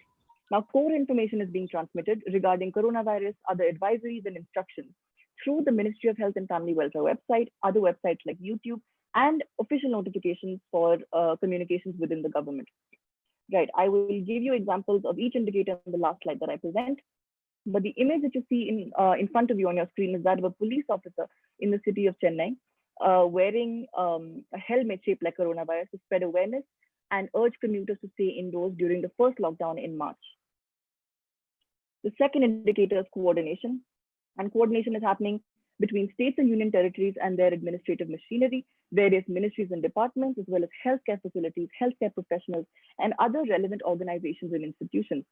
Now, this coordination is led by the central government, which assigns roles and responsibilities to various actors to carry out and implement interventions to contain the spread of coronavirus. Now, coordination is happening from the center to the state and below, and thus we see it top down. The third indicator is collaboration, and it appears to be led by the union government or the central government. And we also see sideways collaboration with different departments, ministries, state governments and UT administrations working together to stop the spread of coronavirus, mitigate the crisis resulting from the virus and lockdown in India, and ensure the implementation of policies for the same. We now come to the COVID-19 governance figure. I'm going to walk you through it from the innermost to the outermost circle. Now, at the heart of this figure, you're going to see COVID-19 governance, as well as the 4 indicators of DRG: communication, collaboration, coordination, and a combination of the 3 C's. Let's begin now with communication. The channel for this communication is the website of Ministry of Health and Family Welfare, YouTube, and official communications for interactions within the Government of India. Now, the third circle outside of this leads us to what is being communicated. And these are travel advisories, FAQs, gazette notifications, restrictions on passenger service, among many others. On the outside of this circle, we see the target audience for this communication, and these are citizens, travelers, state governments, UT administrations, senior civil servants, quarantine facilities, among others. Now, if I were to give you an example of communication, there was a guideline that was issued for international arrivals that detailed the process of boarding of flights and the do's and don'ts advised to travelers for undertaking an international journey. So this is an example of communication. Now, moving downwards to coordination, or to the left, sorry. Moving to the left, where you see coordination, and the channel for this coordination is the website and official communications. An example of this is an advisory issued for ensuring safe drinking water during lockdown, whereby public health engineering departments, boards, and corporations of the state government were required to coordinate with district authorities to integrate the identified needs of drinking water in the micro plans that were being formulated by the district. Right, outside of this circle, you're going to see the actors from whom coordination is required, and these are state governments, UT administrations, senior civil servants, all ministries and departments, among others. These are just a few examples of the evidence that was found. Moving downwards now to collaboration, the channel for this collaboration is the website and official communications. And this collaboration is evidenced by certain guidelines, guidance letters, and directives. A specific example, if you see at the bottom of your screen, you're going to see something known as the Environmental and Social Commitment Plan, or the ESCP, whereby the Government of India, which is a union government, would implement a project in collaboration with the Ministry of Health and Family Welfare, the Indian Council of Medical Research, or the ICMR, as well as the NCDC, or the National Center for Disease Control. Lastly, we have the combination of the 3 C's, and the channel for this is the website and official communications. And this is evidenced by specific letters, DO letters or demi-official letters, requests to states and UTs, and others that you can see on your screen. And the actors for this are SDMAs, or state disaster management authorities, airport authorities, health sector, quarantine and isolation facilities, among many others. I'm now going to hand it over to Nivedita for discussion and conclusion. Yeah, I just have only one slide. We are running late. So this slide is on discussion and conclusions. So I think one of the discussions is our limitations. All research has challenges and limitations, and we do. What is that? So for us, our data is not dynamic.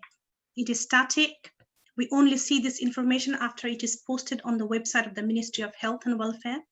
And not all official communications are on the website. Thus, there may be some evidence for coordination and collaboration not included in our presentation and in our research, but we are conscious of that. The second is the complexity of indicators in practice. Indicators, coordination, such as coordination, communication, and collaborations are very complex in practice, and every case may fit into more than one category of indicators. Third, we can't really make conclusive remarks on whether any of these indicators have led to a reduction of deaths, but general assumptions can be made. For example, although some collaborations and cooperation took place to send migrants home and arranging for relief camps, shelters, medical facilities, and so on and so forth, as evidence from one letter from the Secretary of Health to Chief Secretaries of all states and union territories, it wasn't entirely effective, as it is clear by the large number of deaths of migrant workers on the way to their native villages and towns. This is where some additional secondary sources will be helpful to corroborate the data to increase the reliability and generalizability of our data analysis. Now, it isn't possible to conclude how any of this has led to reducing deaths, but cases where there was a lack of communication, coordination, and collaboration shed light on gaps. Such examples are indirect effects of COVID-19 and include migrant workers, implementation of public health measures, anxiety, and mental health.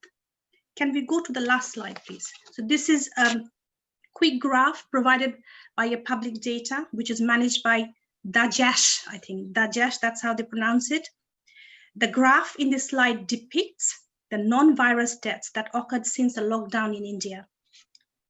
They found that this chart shows that 971, I know that it's a little bit not legible, sorry about that, but the chart shows 971 deaths reported within the categories such as exhaustion, starvation, and financial distress, police brutality, lack of medical care, death by crimes related to lockdown, accidents due to migration, and suicides, among others, from the period between 14th March and 4th July 2020. So thank you very much. That's the end of our slide, of our presentation. Right, okay, thank you very much. Let me invite the last speaker of this session. So Mr. Martin Ockwell again. So Yazzie, could you share your screen, please?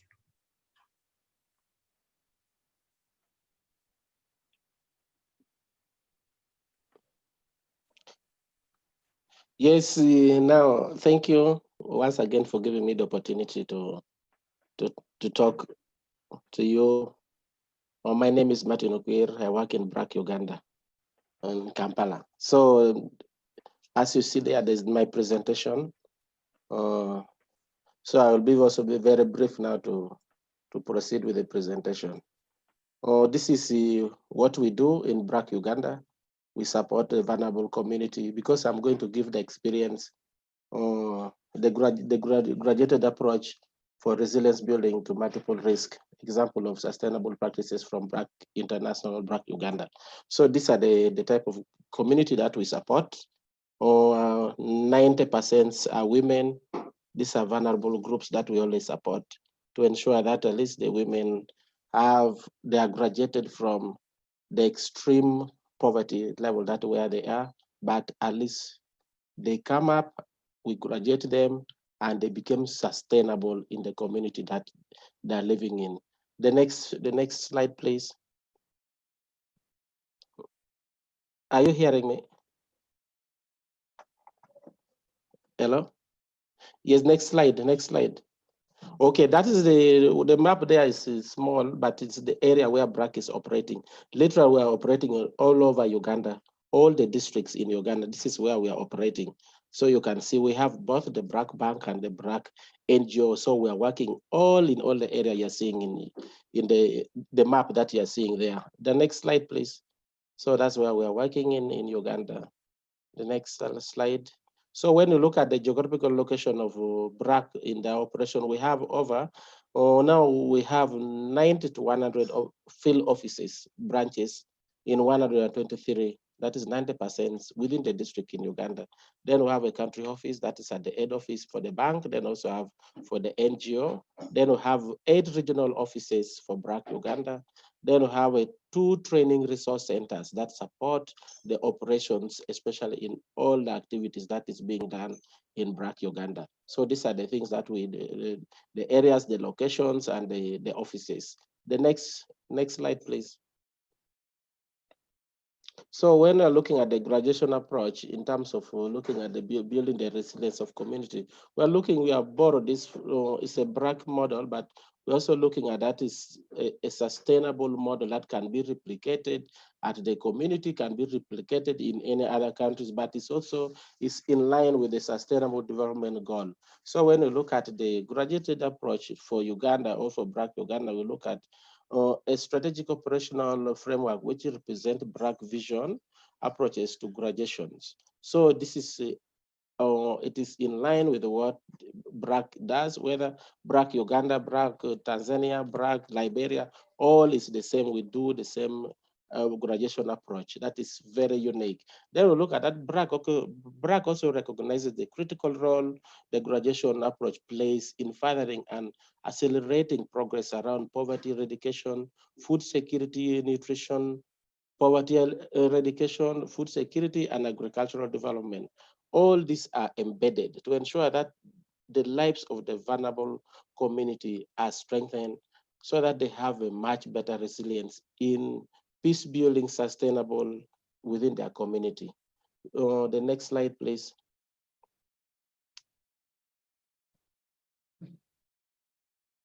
So when you look at the graduation model that we worked in, we look at that, and it's also based on the goals that we already looking at, sustainable development goal. When you look at graduation addresses the multiple drivers of exclusion and deprivation to ensure no one is left behind. When you look at goal number 1, we're trying to ensure that we work, and our thing is removing poverty at extreme level to ensure that our women, our youth are in position to support themselves, and they're in position to strengthen their community, and they're in position to come out of poverty. So we also look at that based on the Sustainable Development Goal 1, then also number 2, Goal 2, and you will look at it even up to number 10. So all this is Sustainable Development Goal. We find BRAC we're trying as much to address them using the graduation approach.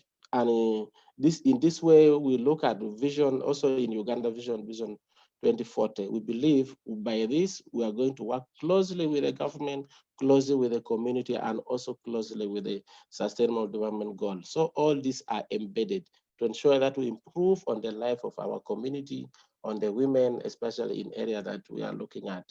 So this is the key areas that brings BRAC uniqueness in the development goal and in the graduation approach. The next slide.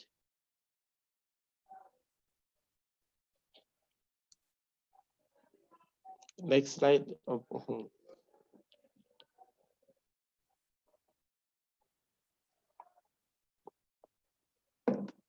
What do people in Uganda need most? These are the critical question you would ask.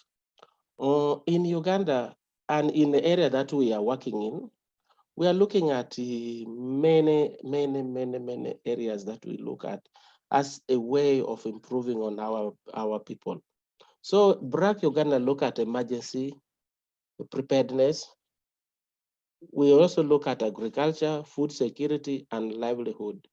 When you look at this, you want to address this, you'll address this at the bottom-up approach, where you will reach the most needy community, the most needy children.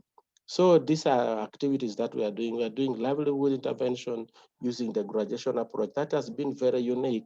Maybe I would have, if there were time, we would begin saying how we do it better, so that at least at some point, maybe you would understand. But that one will come during the question and answers. But we also have education and youth empowerment program, where we support young children from young children with the scholarship. We have been having a MasterCard scholarship that we have been sponsoring the young needy students to go to university, to go to A level and all that, from primary to A level to university. So we have been supporting over 4,000 Ugandan needy students we have been supporting, and across all over Uganda, and also taking them to other countries to get financial and a better education through the scholarship program. But we also run other educational support like empowerment for the youth in income generating activities. These are also one of the activities we do. Then when you look at water and sanitation, it's also key component that we try as much to support our rural community people with clean water and sanitation, hygiene and sanitation within their communities. When you look at health-related health and nutrition program, is also one of the key pillars that BRAC is supporting in the community in ensuring that we have better health care. And this is what we do. We use the CHP model, or where our CHPs are, they support the community by selling affordable drugs to the community. They go house to house, village to village. And we have over 4,000 CHPs across all over Uganda. So you find these are very unique model that we are now using to support our community and to ensure that they have better sanitations, better healthcare, better nutrition to the children that cannot access healthcare. So we have a team that goes and visit them on a daily basis. We believe when we do this, we are improving on the lives of the vulnerable women, vulnerable children in the community where they live in. So this is what we are trying to improve on their livelihood and better health care. When you look at the last from the chart there, you look at the financial inclusion. A financial inclusion where now we are saying if a mother has already got income generating activity, the mother will be in position to go and get the money and bank the money. You will find most of our community, you look at, find most of our women don't bank money. They always have money around them. They keep around them. But we're saying now we can do more. You can go and bank this money, and you can also borrow the money. When you do this, you are going to be liberated. So in that liberation process, now we call it now the graduation process. Somebody who has already graduated, if before I was only having $2, but now I'm in position to have $20. So $20 now, that means you can even get more $20. You can buy goats and sell maybe around, if you are not having goats, you're in position to buy 10 goats. So this is where now looking at the financial inclusion of our women, our youth that are being trained, that have got access to finance, that have got access to youth empowerment program. There's a process that they have go through. So this is a very unique area that BRAC Uganda is trying to improve on the livelihood of our women and the youth. And we are doing this right now. In fact, this year we have gone to the refugee space through the financial inclusion. Refugees are now in position to borrow money. They're in position also to lend within themselves. So now the financial assistance and the inclusion is already activity or is something that is now very unique that the community can access. Because when you look at our refugees, they always have, people don't want, most banks don't want to give them support because they say tomorrow they will run away. Tomorrow they will go away to maybe South Sudan or DRC. But we are saying because we don't build their capacity, if we have built their capacity, we have supported them, we have strengthened them, they have better livelihood, these refugees will not move anywhere. They will be very happy to trade and have access to finance. And they will in fact begin trading with a local community, that is the host community. The banks fear because they always don't want to take that initiative. But this is what BRAC has already taken the initiative, and the refugees are coming to trade more with the local people that they live in. So these are the best opportunity that we are trying to show out to the community that our villages, our refugees are part of us, and we will trade together with them. So these are the things that we are doing together here in BRAC, Uganda. The next slide, please. The next slide. Yes. So when you look at the next slide there, you look at our program now. We have microfinance. So when you look at the women, this is a women who are trading. For instance, you will find the woman was having nothing, but now you'll find out they are in position to sell their goods, to sell the bananas, and go and get more money from the BRAC finance and financial inclusion. So you look at before, these people were not having this kind of opportunity, but now through the intervention of livelihood empowerment program, they are now in position to get. And when you look at down the last one, you look at how we have done it, provided loan with combination of additional services such as livelihood, financial literacy training, and we have reached to 230,000 clients. That is a big client. In fact, it is more than 230 because now we have gone to the refugee space, and the refugees, we are looking at Bidibid, we are looking at Arua right now, we are looking at the Kirandong refugee settlement. This is over 200 refugees going to have access to the financial services. This is very important and very going to improve on the livelihood our local people. Then we look at the empowerment of livelihood for adolescents group. These are the young girls. Our model is combine safe space with innovative livelihood and skill training for adolescent girls. We support them with a skill that they can, instead of sitting at home, instead of being in the refugees in idle place, but they're in position to have better alternative livelihood, that they can support their community, can support their parents, and also strengthen them. Others even want to go to school, while others want to do other income generating activities. These are what we have already been doing in our area of operations. We have already reached more than 2,000, over 200,000 adolescents that we have reached. We have so many clubs, over 55,000 clubs that out of all these through adolescents. When you look at the far extreme side, agriculture, we provide training on good agronomic practices through our community promoters, health promoters, and provide access to information and also support the refugees with inputs, with all quality inputs. We give them seeds, we give them variety of seeds for free. And then they train, they begin planting, and this is the best opportunity that we are doing to improve on our livelihood intervention. By so doing this, the people will be graduating and they will have better empowerment in their community, various communities that we work in. These are just the few programs that we support in our area of operations. The next slide, please. Yes, when you look at that, you look at education, as I was saying, education, we give opportunities to over 5,500 academically talented but economically marginalized youth through facilitating they have access to quality secondary education. As I've already said, we have been supporting, even we have reached the refugees. We have been reaching out to all the refugees to support them with a scholarship. When you look at the emergency response and preparedness, is building a capacity of the community to be aware of disaster that affect them. We have been supporting we responded to Kasese current, the recent one of this March this year.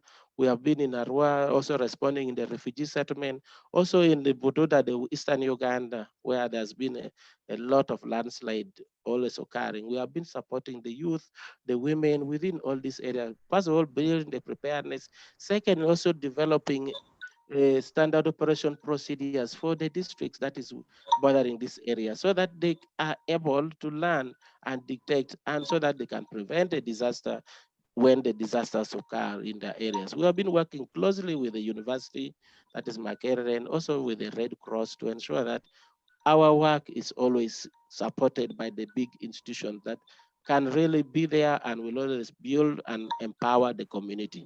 These are the work that we are doing, especially in the area of emergency response and preparedness for community, for the district, and also at the national level. Then when you look at now, the other pictures indicating carrying chicken, those ones. Those are the ultra poor graduation program. These are the people that we identified them when they have completely nothing. They don't have even a single money. But now we support them with the chicken, poultry, some piggeries, all the kind of activity that they choose, that they do wish that they're going to trade, they're going to impact on their livelihood asset. So we use an integrated approach consisting of asset transfer, technical skill training, and personalized healthcare support to reach the ultra poor community. We always have a team that we go make assessment to see this group of people at their community level with the support of the leaders. So we have reached already to 165 youth already in ultra poor graduation program. But this year we also entered the refugee space to ensure that we also reach to many people as possible. So these are the activity that we are doing here in BRAC Uganda that we can really share with you, and we see how best we can talk about the success story based on that. The next slide, please.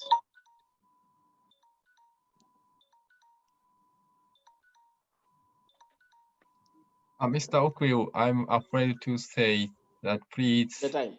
Yeah. No, this is the last one. Yeah, 1 minute, okay. Yes, it's okay. When you look at the last one, I was just looking at the increased economic self-reliance and self-reliance of vulnerable youth and women in the refugee settlement and the host community. So just looking at how they can be improved, looking at the financial inclusion, including the women and youth into different groups to support them. Then looking at health education program, where we have achieved in different activity that we have been doing and enrolling both community and also the youth and women in the refugee settlement. So I'm just giving you that. Then when we look at the financial literacy, this is training the community who don't have any access, any skill at all. But now we train them, build capacity, so that at least they know how to save the money. They know how to be in the VSLA groups, so that from the VSLA group, they can even bank now. They come and bank in BRAC finance. So these are the activities that we are doing, access to inclusive and convenient finance, affordable money, affordable transfer, saving credit. All this is what we have been doing to ensure that we support our local people in respective of where they are, how they are. This is only what we have. I was just giving you into detail. The next one, I think, is for my event. Somebody can go to the next, but I've already finished that.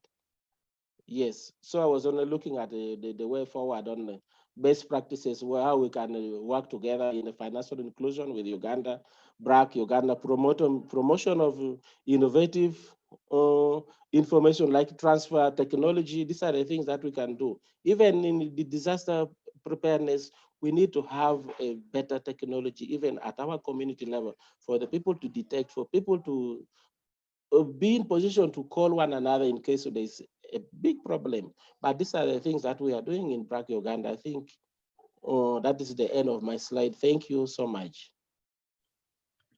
Yeah, thank you very much, Mr. Martin Okuyo. I'm sorry I made you hurry. So yeah, we had 4 presentations in this session. So thank all speakers for your very informative presentations.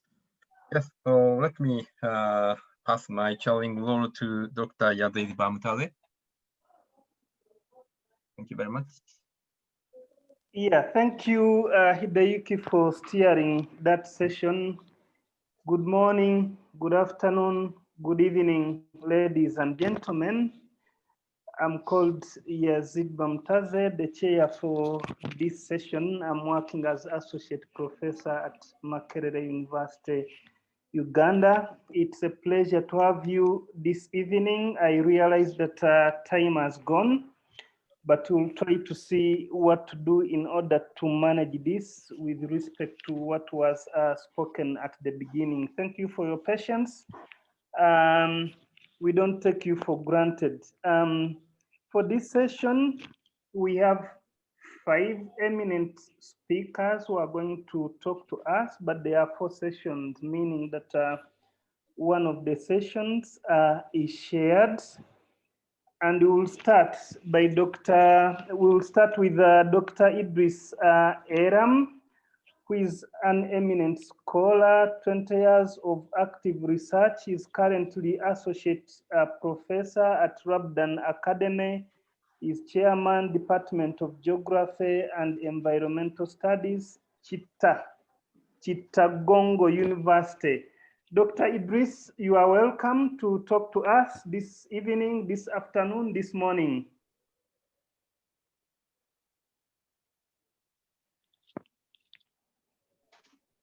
Can you hear me, everybody? Yes, we hear you loud and clear. Please go ahead. Can you also see me? So I am in Emirat, Abu Dhabi, United Arab Emirat. I'll be presenting on disaster risk governance, taking the example from Bangladesh, landslide disaster management.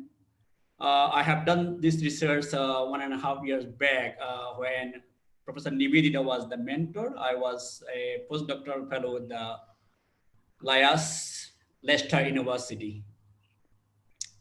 So I'm Dr. Idris Alam. I think I already have been given big introduction that I'm not anyway. Let me proceed. So I'll be presenting about the Bangladesh disaster in a one sentence. I will introduce you Bangladesh disasters, and then I will be talking about the two disaster, hurricane and the landslide, cyclone and landslide. And then I will say you why I have done this research. And I'll little bit talk about the disaster risk governance because already Angelica and Professor Nivedita talk about disaster risk governance. I will not do much on that. And I will introduce you the disaster management institutions, policies, regulations in Bangladesh. And then also how I evaluated disaster risk management in terms of the DRG governance in local administration, say state level, district level administrations in Bangladesh. So as I said, Bangladesh is a very high disaster prone country. You all know this about, I'll not talk much about these things. We have 97% land is disaster prone. Obviously, we are 100% population are at risk. We have frequent cyclone, but less frequent landslide. So why this comes? Because we have already managed to reduce the death from cyclone, but if you see here, we have still higher death from landslide. In recent 2 decades, that landslide associated death in Bangladesh is rising. That give us the questions, why is rising? What's the problem in Bangladesh? So as I said, linked with the previous slide, so I will see whether current policies, preparedness, and institutional response are effective for landslide because every year death is rising. But as we know, Bangladesh government has managed, community has managed the tropical cyclone and flood. So what is about disaster risk governance for landslide and whether DRG exists in local administrations? That's we'll evaluate, we will see in a minute. So I have done the key informed interview. If you will see a black man here interviewing people and also my students. So we did the interview with the people, say deputy commissioner, district head, and the disaster management committee in the district level, say military, paramilitary people, planning people, engineers, health professionals, and the Red Crescent, Red Cross societies members, volunteers group who are the member in disaster risk management. So we did the interview with them. We also did the archive research in terms of the policy review. So I will not tell much about the disaster governance versus government. So if you know the prior 1980s, the management approach, and then after 1980s, the governance approach has been emerged. And you also, what's the difference between the top-down approaches and the disaster risk governance approach, how the disaster risk governance approach is more process-oriented, how it is more proactive, how it is more reflective, following 1970s. Also, our thanks and the gratefulness to the Professor Philon Kife and other group of members who have made this foundation works for the disaster risk governance, then followed by the UN Hugo Framework Actions and other United Nations also taken this granted. You see from the I think Angelica and Nivedita's slide as well. So let me move from here. So in the disaster risk governance, one thing I could say through the difference between the traditional disaster management and risk governance, one is central thing is the communications. So DRG is more communicative, more collaborative, more partnership, more process oriented, which give the more stakeholder engagement in terms of that in disaster preparedness, response, and recovery. So here are some elements of the disaster risk governance in terms of the accountability, participations, collaboration, transparency, information sharing. So we have tested these components in disaster risk governance in the local level administration for the landslide in Rangamati, let me move to our findings and the research. So as I said, I will introduce you about the disaster management regulatory framework in Bangladesh. Bangladesh has a very good structural disaster management policies since 1997. Even some of this policy before the Hugo framework of actions. If you see 1997, we have a standing order on disaster management. Then following in 2010, we have the disaster management plan. We have a very comprehensive disaster management act 2012, and the 2015 we have moved to have also disaster management policies, and also we have the disaster management rules. So that in terms of the rules and regulations, we have plenty to manage the different kind of disasters. So here is the Bangladeshi Disaster Management Institutes. Sitting in the top, you see National Disaster Management Council, led by the Prime Minister, who is the governmental head in Bangladesh, then Inter-Ministerial Disaster Management Committee, and then Advisory Committee, Ministry of Disaster Management lies after that, and then Disaster Management Department. Under this, there is a disaster management district level administrations for the rural areas, and the city level administration, city corporation for the city areas. So now let me introduce you the findings, what we find about the disaster management governance in district level for landslide risk management, because landslide is death associated with landslide is rising. So if you see the findings here, the big letter, if you see four here, which is I would say better, because that's a very good. If you 3 is moderate, if 2 bad. So in terms of the accountability, participations, collaborations, transparency, information sharing, communications, shared decision making, and leadership and shared resource, these are the DRG components we assessed in different disaster management cycle. So providing the phases in the risk evaluations, risk communications, emergency response, rescue relief, and rehabilitation phases. So if you see here, our responses, our activities is more intense, more activities on response and relief pages. So is the 4 here, most of the cases, because disaster management government activities is accelerated, more enhanced when the disaster warning or during the disaster period. So if you, the way of interpretation is here, if you see risk assessment and evaluation period, that is sometimes it's moderate or it's bad. Again, if you see the after disaster happen, 2 months, 3 months after, when rehabilitation phases occur, again the activities less. So the management approach for the landslide risk management is more in terms of the response and the rescue basis, which is normal, I think, in many developing and many countries, I would say, as a whole. So if I summarize those findings in a graph, is saying what could be curved like this. So if you see here, risk assessment and preparedness, risk assessment is low and the rehabilitation phases is low, but it's gone to the plateau, it gone to the peak in the response and rescue phases. So this means we are doing still, though we are telling about the more participatory, more interactive, more proactive, I would say, disaster management, but in practice, getting the findings, getting the data from the disaster management committee in the district level, we see still it is much reactive, and only the activities is more centered in the more collaborated, more I would say better in the response and relief phases. So if I say, if we evaluate all these disaster risk governance elements, what you can see here, we do not have any of this in terms of the accountability, participations, collaborations, transparency, information sharing, communication, shared decision making, leadership, and shared resource. None of the aspect of disaster risk governance are satisfactory or very satisfactory. They are either mostly moderate or unsatisfactory. So unsatisfactory lies mostly in the sharing resources and the transparency. And other aspect, the governance. 1 minute, Dr. Idrisi. Yeah, I will finish. So if we also did the SWOT analysis, strength, weakness, and opportunity and threat analysis for the disaster risk management committee in Rangamati, Bangladesh.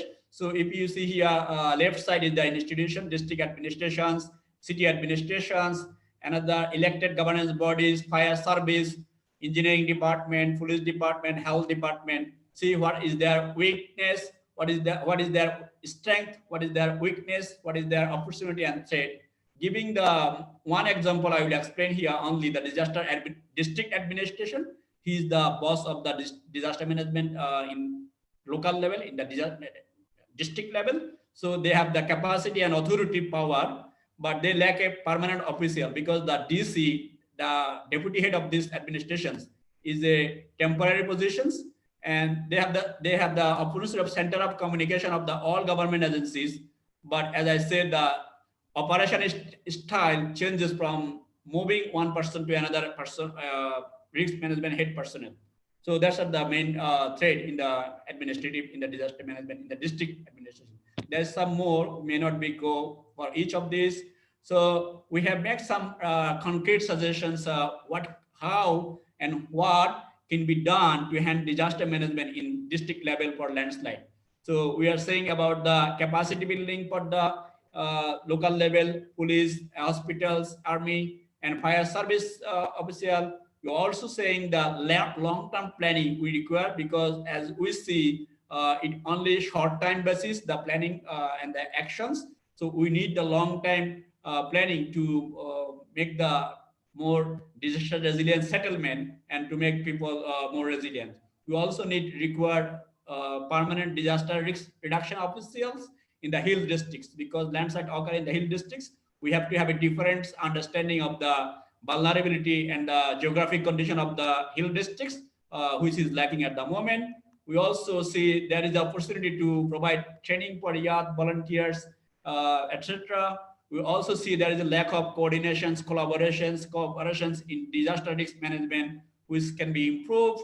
And also, we also see that sub-district level, say local to the, further to the district, it's called sub-district, there is still need to be local level capacity enhancement required. So thank you very much. I try to finish on time. I know the webinar is going late. If you have any question, please post me and or ask in the chat box. I'll be happy to answer you. Thank you.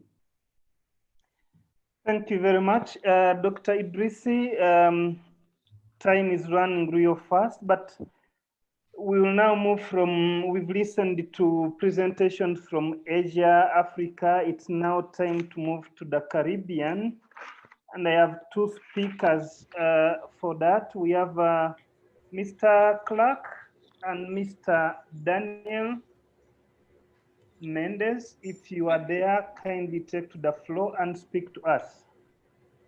Good morning, we're here. Could you put on our presentation, please, or I can do share my screen? Hidayuki, can you help me to share their presentation? There we are, please, carry on. Okay, our presentation should run automatically, so there should be no need to change the slides. So to begin with, thank you very much. My colleague and I from Barbados will be giving you a brief talk about what's happening in the Caribbean. So to begin, the Caribbean region has had a high level of vulnerability and exposure to natural disasters, primarily related to climatological events such as tropical storms, hurricanes, and droughts. These are being increasingly exacerbated by climate change. 2017, for example, was an unusual year for the region, with two major hurricanes, namely Irma and Maria, devastating several countries within the space of a few weeks. Such hazards, as well as increasing social violence and development gaps among the population, are a major challenge to sustainable development and the survival and well-being of children, thereby threatening the consistent exercise of basic child rights. The exposure of persons and assets to disaster-related risks has increased faster than the vulnerabilities have decreased, thus generating new risks and a steady rise in disaster-related losses. The risk of children and adolescents being affected by natural disasters is higher than other members of the population. Children represent half of the population displaced by complex emergencies, whether from natural or man-made hazards, and account for 70% of all deaths that occur in these events. They are at risk for both short-term and long-term health problems because of poor judgment skills an inability to advocate for themselves, a lack of physical strength, lack of ability to escape danger, and limited biological reserves. Additionally, children are influenced by their parents or caretakers who themselves may have difficulty coping or who may be experiencing prolonged physical and mental health problems related to the disaster. Their safety and security are compromised, their education is interrupted, and many times even their human rights are violated. There are two major impacts of disasters on children which have been identified. One, emotional consequences of losing family members and friends, and two, the loss of protective functions. Emotional consequences. The meaning a child attaches to a specific event or experience will determine just how taxing such an experience or event is for the child. Depending on the meaning, there are several emotional consequences of disasters, and you should be seeing this on the screen right now. Loss of protective functions. When children lose the protective functions of their parents and or family members, they can face major life challenges, and you can also see these on the screen. In terms of rights of the child, the Conventions on the Rights of the Child, or the CRC, is the primary international humanitarian legal framework which is used to protect children in emergencies. Adolescents and children must be the subject of rights so that the necessary conditions for the development, which is food, health, education, housing, recreation, are provided. They must be protected against any kind of condition that endangers their dignity or their physical or psychological integrity. Their active participation requires, their active participation as agents of change should be encouraged and ensured, either if they are exposed to disaster risk or being affected by an emergency or a disaster situation. Unfortunately, researchers and practitioners have historically overlooked children's experiences and needs in disaster because of common and erroneous assumptions that young people are not seriously affected by disasters and that their reactions are fleeting. Children are therefore often seen as passive beneficiaries. Social science disaster research on children has lagged in part because of their status in society and for the following reasons. 1. Children do not set the research agenda. 2. Children do not carry out research. And 3. Children are not in policy making or relevant professional positions where they might see the need for such research and thereby become champions for it. Children's needs are often excluded from disaster preparedness, planning, and response activities. And this is largely a function of children's lack of power to voice their concern and the fact that most disaster professionals lack specific child health or child development expertise. Now, in terms of dual crisis, the country of Belize faced a potential dual crisis in September as Hurricane Nana made landfall as a Category 1 hurricane. This situation presented the country with a pandemic, natural disaster hybrid scenario which it had never faced before. Fortunately, Hurricane Nana passed without causing much damage and no deaths. It did, however, provide a glimpse into a potential dual crisis and the challenge of effective child protection in the context of a global pandemic. Throughout the hurricane's duration, there was no government mention of the necessity or measures which should be taken to protect children and adolescents. This type of messaging was noted primarily through UNICEF's Facebook page. It was further noted that the National Emergency Management Organization's COVID-19 shelter protocols did not use the word children at all. This led us to the logical question, had this become a dual crisis, would the country be able to fulfill its mandate to protect children? Good day, everyone. I'm Krishna Clark, and I will be speaking on the COVID-19 perspective. So COVID-19, as with other slow onset disasters, has the following characteristics. It exhibits an undefined temporal extension, affects vulnerable populations in different parts of the world, and has diffuse and widespread impacts in time and space. Unfortunately, the pandemic has drawn attention away from children because, from an epidemiological standpoint, they have been less impacted by the virus. And this can be seen on slide 8 in the table. Evidence indicates that children are significantly less affected than adults in terms of both total cases and severity of infections, with a limited number of deaths in children under 10. The COVID-19 pandemic is, however, harming the health, social, and material well-being of children worldwide, with the poorest children, including homeless children and children in detention, hit hardest. So we'll focus on those two areas which the COVID-19 disaster has most severely affected in the Caribbean, which is health and nutrition and education. So for health and nutrition, the COVID-19 pandemic has raised fundamental food insecurity questions and concerns in the region. As communities adjusted to long lockdown periods which cause reductions and loss of incomes, it is likely that diet shifted to consumption of low-cost processed non-perishable foods. The Healthy Caribbean Coalition states that the food and beverage industry took advantage of the critical shortages of food among the most vulnerable by intensifying and diversifying their marketing strategies under the guise of corporate social philanthropy. The industry has continued to donate food items to these vulnerable populations, which include people living with NCDs and children. Unfortunately, these donations and marketing campaigns have been dominated by ultra-processed products high in fats, sugars, and salts.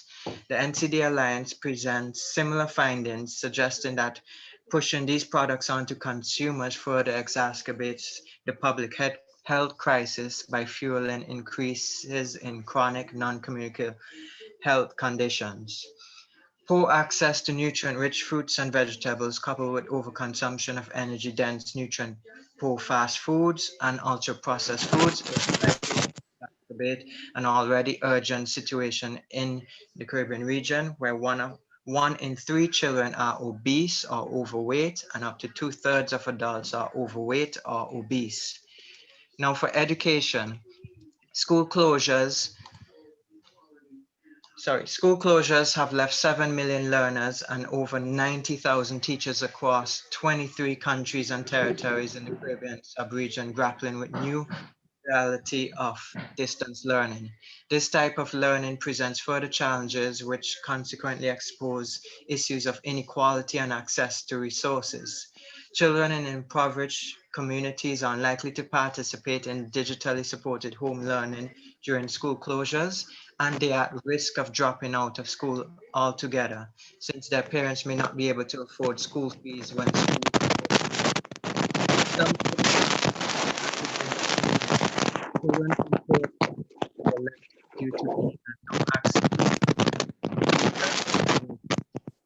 Some countries, such as St. Vincent and the Grenadines, distributed laptops to all students that did not have one, and also arranged with the internet service provider to give free internet to households that didn't have any and below a certain income level. Sadly, this is not the case throughout the Caribbean. COVID-19 will lead to an increase in extreme poverty, which without solid social safety nets is a key driver of child labor. The panic will likely therefore interrupt education, delay initial access, and contribute to higher school dropout and low completion rates, in many cases leading to early entry into the labor market. In conclusion, children represent half of the population displaced by complex emergencies, whether from natural or man-made hazards, and account for the greater part of all deaths that occur in these events. The COVID-19 pandemic has complicated this situation even further.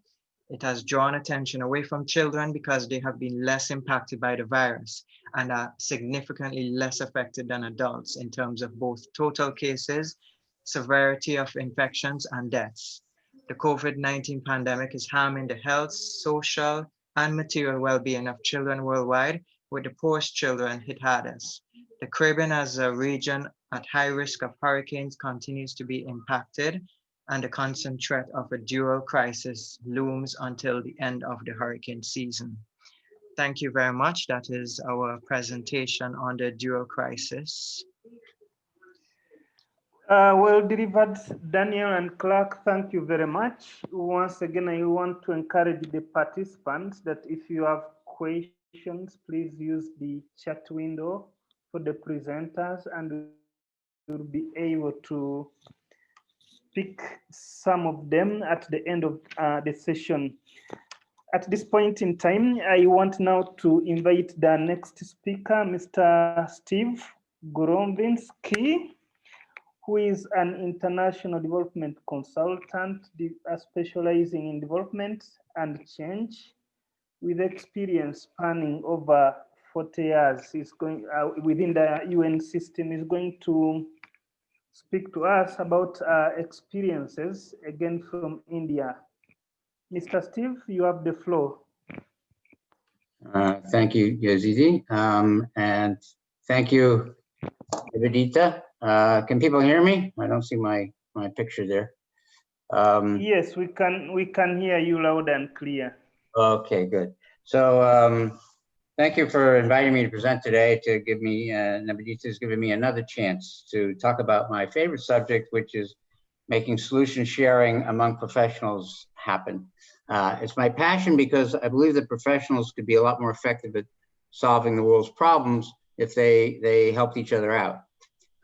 So today I'm going to present my latest attempt on this. It's a solution sharing service for professionals dealing with the impacts of the COVID pandemic in India.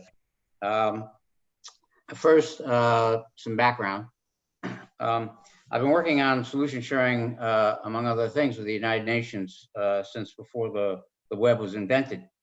15 years ago, I was in the UN country team in India to introduce an idea called solution exchange, where we created moderated solution sharing mail groups for, it was 12 thematic communities anchored with UN agencies. We had work and employment community, maternal and child health community, we had a disaster management community, some of you might have been members of.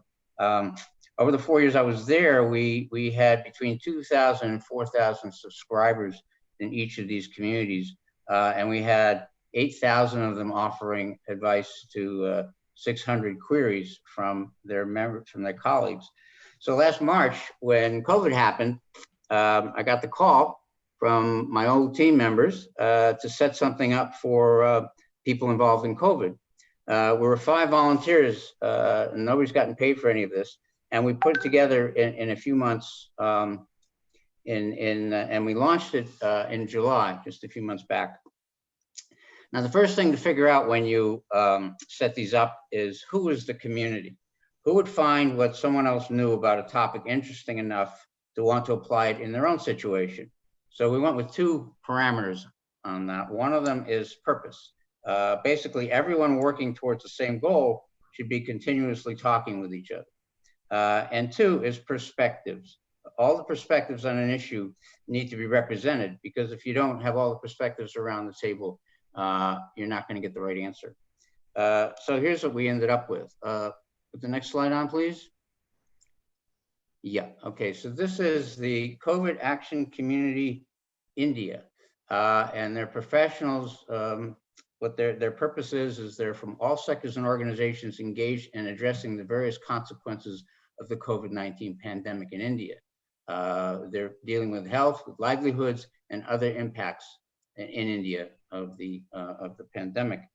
And who are they? They're different organizations, from government, from donors, NGOs, academia, private sector, different roles, policymakers, health and frontline workers, sector specialists, community leaders, business owners and employees, and location. They're across India and globally. Now, how do we bring them together? We contacted the ones that we knew, and they contacted the ones that they knew, and we signed them up to an email group, just a mail group, so that we could offer them a service to facilitate solution sharing. And we called it the Peer Consult Service. Next slide. Right, back up. Not that slide, yeah. Yeah, okay, so it's a moderated, hang on, yeah. It's a moderated email group where professionals facing common challenges obtain knowledge, experiences, insights, and solutions from their trusted colleagues. Note that it's dedicated to knowledge solution sharing, knowledge, experience, insights, and solutions. It's not opinion sharing. which is kind of the Facebook idea or other social media apps. And it's not information sharing, which goes on in Google, Wikipedia, help desks. Those, I call those are one answer questions. You have a question, you get one answer if it's information. If it's knowledge, I call them many answer questions, where experience and context makes a big difference. And so that's why we're focusing on knowledge sharing, because that's what people really want to know. So here's how it works. Peer consult member sends a query to the group.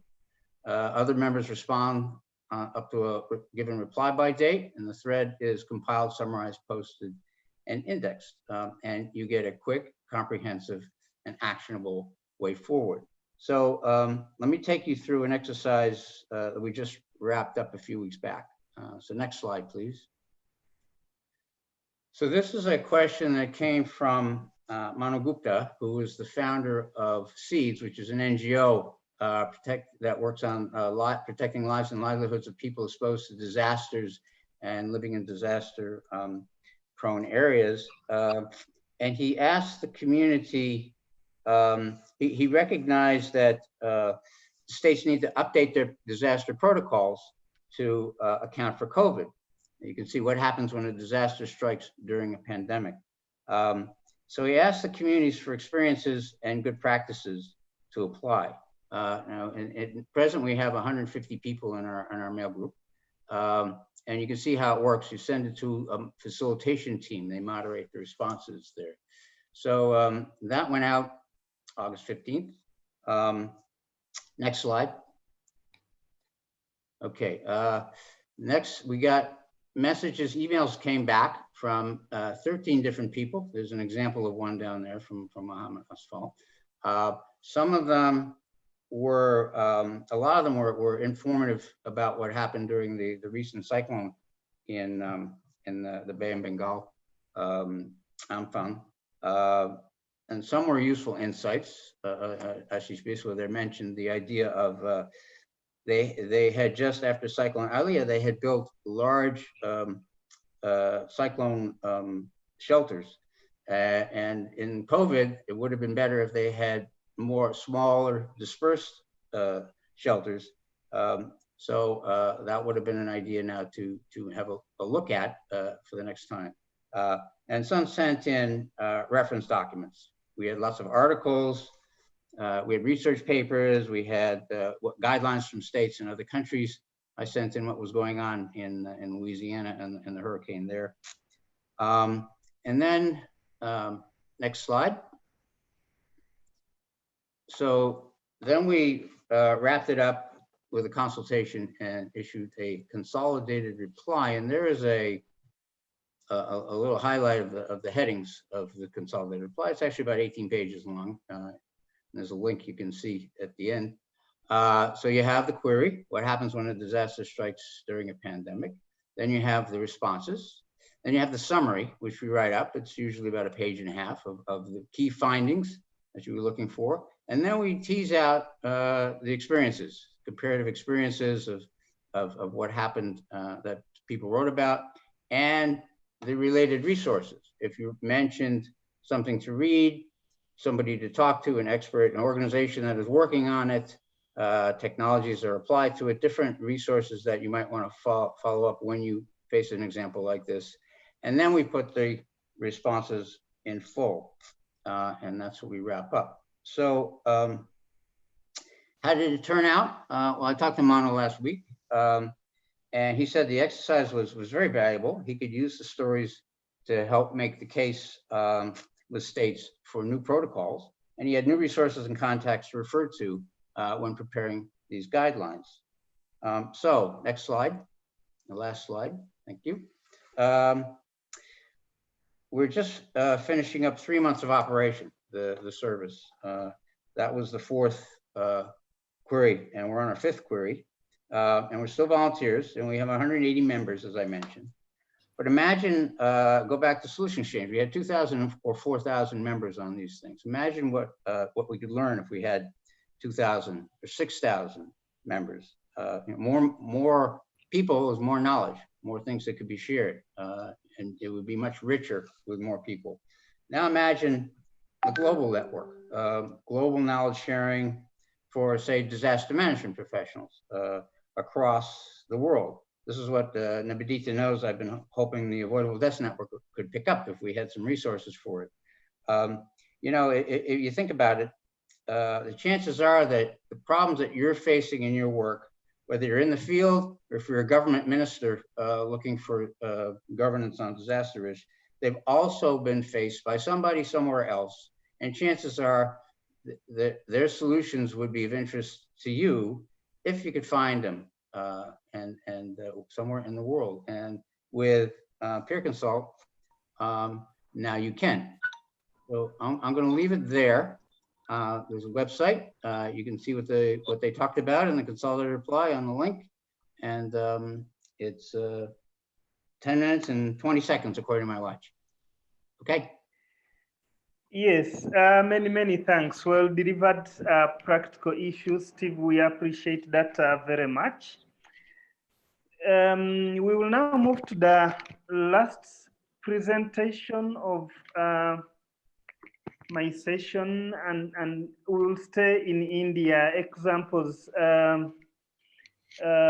issues given by Dr. Ambika Prasad Nanda. Dr. Nanda is presently working as the head of corporate social responsibility of Tata Steel in Odisha. Dr. Nanda, you're welcome. Please talk to us. Yeah, good evening. Can you hear me? We can hear you, we can see you. Please, you have the floor. Okay, great. Okay, yeah. Good evening, friends. And I think it's always good to speak after Steve, who has been an ex-colleague. We have worked together in the UNDP.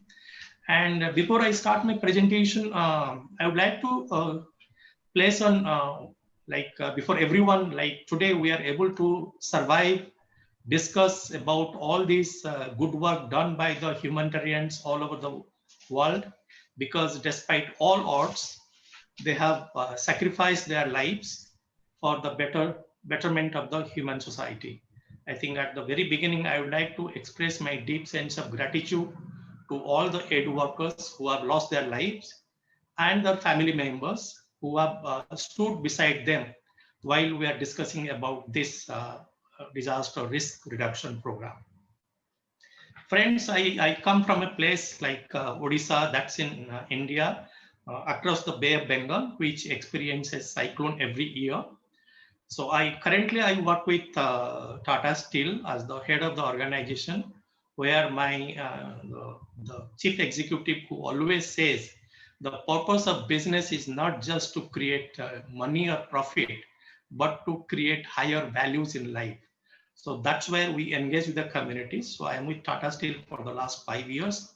So before that, I had worked with UNDP and various organizations for a long time, where I think what Angelica and Steve have been discussing, I have put it in safe into 2 Indian states, and I will go make reference to Odisha, which has been a disaster capital. So can we move to the next slide, please, Antara? If you see Odisha, it's a small place in the global map, but it has been on the news because in the last 1 century, there have been more than 100 disasters.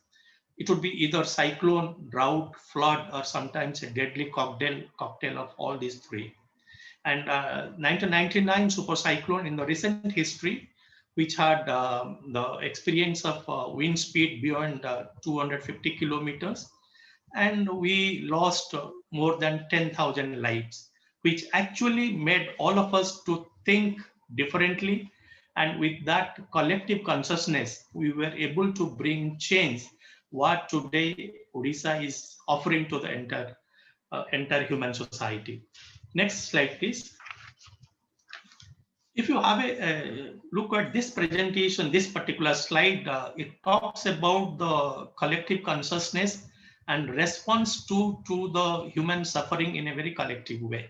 So before 1999, even though there have been disasters, the response has always been like individual, or it has always been like NGOs reaching out to the people who are in difficult situation. But here it was in 99, the response, the tragedy was so huge. So it was thought like if we do not have a collective response, probably we will not be able to address the suffering of the society. So then the public discourse, so what happened is we started a discourse around that the community is the first responder, making community responsible to respond. And then subsequently the Disaster Management Act and the policy provisions which came into great support, and reflection about the past experiences where we have done wonderful works and where we could have done better. So, and at the same time, when we were discussing about the 99 super cyclone, it was all agreed like we would learn how to live with disasters, because Odisha is vulnerable to disasters. Every year, close to 400 such low pressures are formed. So while right now I am speaking to all of you, a deep depression has occurred, and we are experiencing heavy insistent rainfall in the southern Odisha also. So out of the 400 low pressures, some of them take the shape of cyclone and hits the Odisha. So it was experience that Odisha is getting exposed to climate change risk, and how do we bring an inclusive approach to that, and promote partnership amongst various stakeholders. So I would like to bring here the work done by UNDP, which created a democratic space for all kind of institutions and agencies to come together, share their experience, and carry forward the disaster management as well as disaster risk reduction work. So next slide, please. As all of you know, like we all are led by two great like philosophers of our time, Mahatma Gandhi or Martin Luther King, who had said, where do we go from here? Chaos or communities? I think what we have found in Odisha is solutions at the community level. So if today you see Odisha has done something significantly done, I am going to make reference to what we have done in Odisha. It's because of the community-based disaster preparedness. And more importantly, what we started in the 99 super cyclone is the community-based mental health services.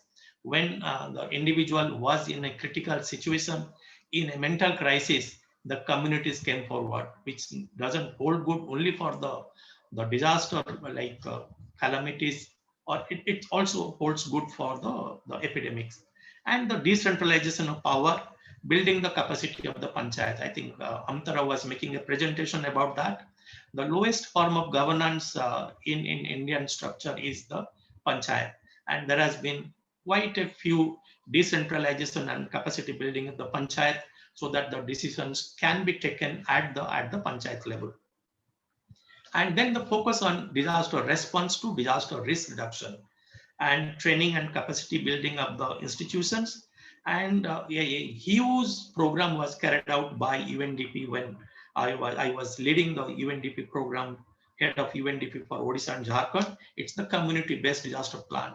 So we were able to create 24,000 such village-level community-based disaster plans, where the community knows where are the resources, where are the risks, and what are the vulnerabilities, and how they can respond to the situation.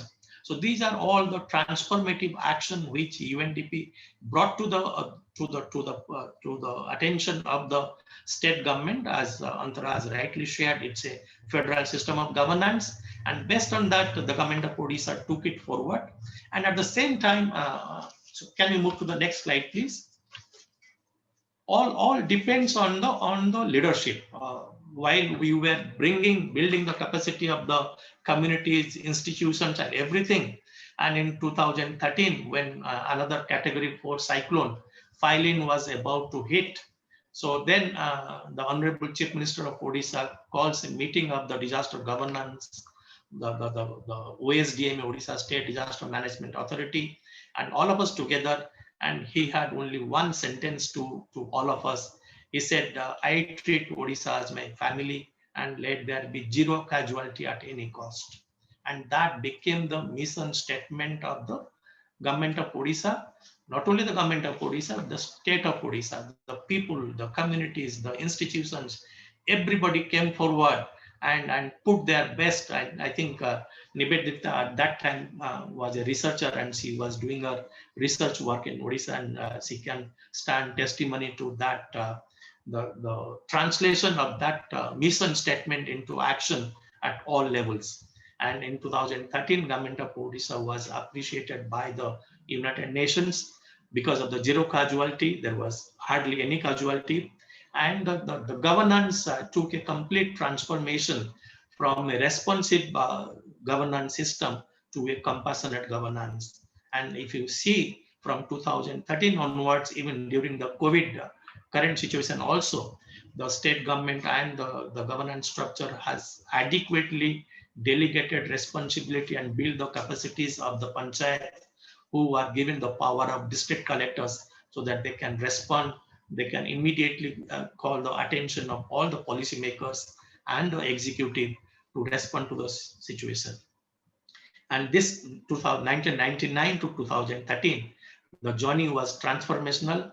And by luck, though I am a native of Odisha, I stand testimony, and I was part of the each process where we were able to convince each and every one of us, if all of us are together and community as the first responder, we can always save the lives of the people.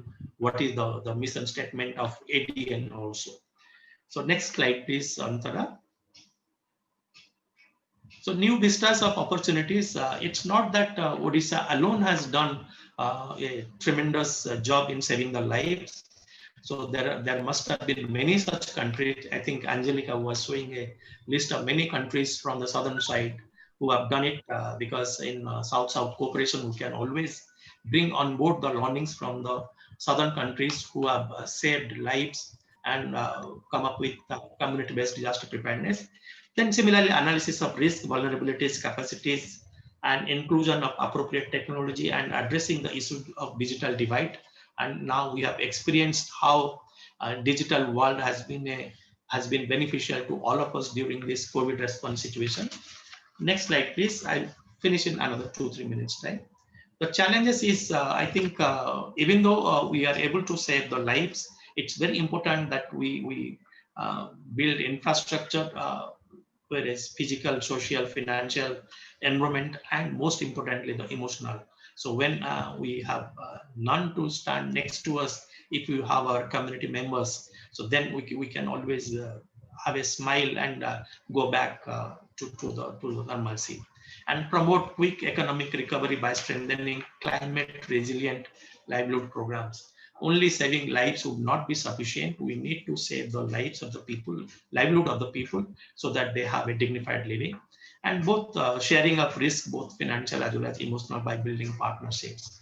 When we stand together, the risk is mitigated and the joy is doubled. I think what we believe in the next slide, please, Antara. Disaster management, we have always experienced it's an expenditure to a response mechanism, and disaster risk reduction is an investment where you get the premium return out of that. And as the entire world, especially Odisha, is vulnerable to climate risk, so we need to like mainstream climate action in the disaster risk reduction. So next slide, please. I think, friends, we all have experienced today, if we are able to speak something what we have tried in the field, or from our action we have taken to the knowledge, it's the contribution of the academic world. I think this needs a greater collaboration with all kinds of institutions, private sectors, the academics, and where Nivedita is one of the pioneer in and that when the discourse about death is very limited, she's the only person, I think, who brought it to the platform. And today, if we are having participants from 45 countries discuss about this particular avoidable death network, because we have started celebrating life on this earth, and together definitely we can benefit a lot from the academic world and save the lives of the people who knows that there is a disaster is going to hit them, and knowing about a disaster, and if you are not able to save the lives of the people, I think that's a shame on all of us on the human society. So I would, next slide please, Antara. So thank you friends for giving me time to speak about it. It has always been wonderful to talk to the humanitarian workers, because all aid workers, once the switch button is on, they would always be a humanitarian. They can never ever sit silent when there is a disaster hitting any part of this world, or somebody is in problem. And the world, I know the world belongs to those who are believe in themselves. We are highly optimistic, and all of us together surely can celebrate life on this earth. Thank you very much. Thank you, Nivedita. Thank you, Antara, for giving me this opportunity. Thank you, Dr. Nanda. What a better way to end the session with those words of wisdom. Can I take this opportunity to thank all the 5 presenters under this session? I should have mentioned from the beginning that they are all closely associated with ADN, and we value your efforts, not only for the presentation you've made today, but the efforts you put in for ADN. We look forward to expanding this further. May I now hand over to Dr.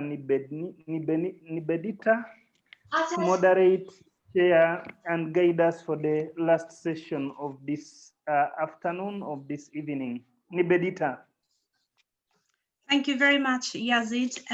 I always like to have Ambika Bhai in the end. He always ends with few sentimental sentences, but at the same time wise and very philosophical. Now, thank you very much. I really enjoyed listening to all the speakers, learned so much, and I hope all the audiences have also learned something or the other. Now, we have nearly come to an end. We are running late. So what we have done, we have changed few things. Number one, we won't be having the question and answer session. What we will do, trust me, we will pick each and every question that you have posted on the chat box, and we will send it to the individual speaker so that that speaker responds to your answers. So that is how we will mitigate the time that we are overrunning. Then we have the closing remarks from our 2 advisors, Mihir Bhat, and Professor Okada-san. So Professor Okada-san, would you like to bring some reflective thoughts on some of the talks that we had from our speakers? So over to you. Thank you. Well, thank you, Nivedita. I truly enjoyed every presentation, and everything was very valuable, informative, and there needs to be a lot of things we can share in common. Well, just for the benefit of time, I can't cover everything, and I don't pretend to say that I have fully understood everything. But anyway, one just short remark I'd like to make on this occasion is a little bit of repeating what I mentioned in my first presentation, but also in relation to some presentations which have already been made.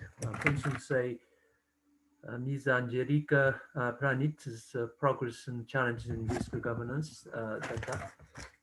Also, dual crisis in the Caribbean by Daniel Mendes, and many other similar things. Let me just make my takeaway message very short. Next, please.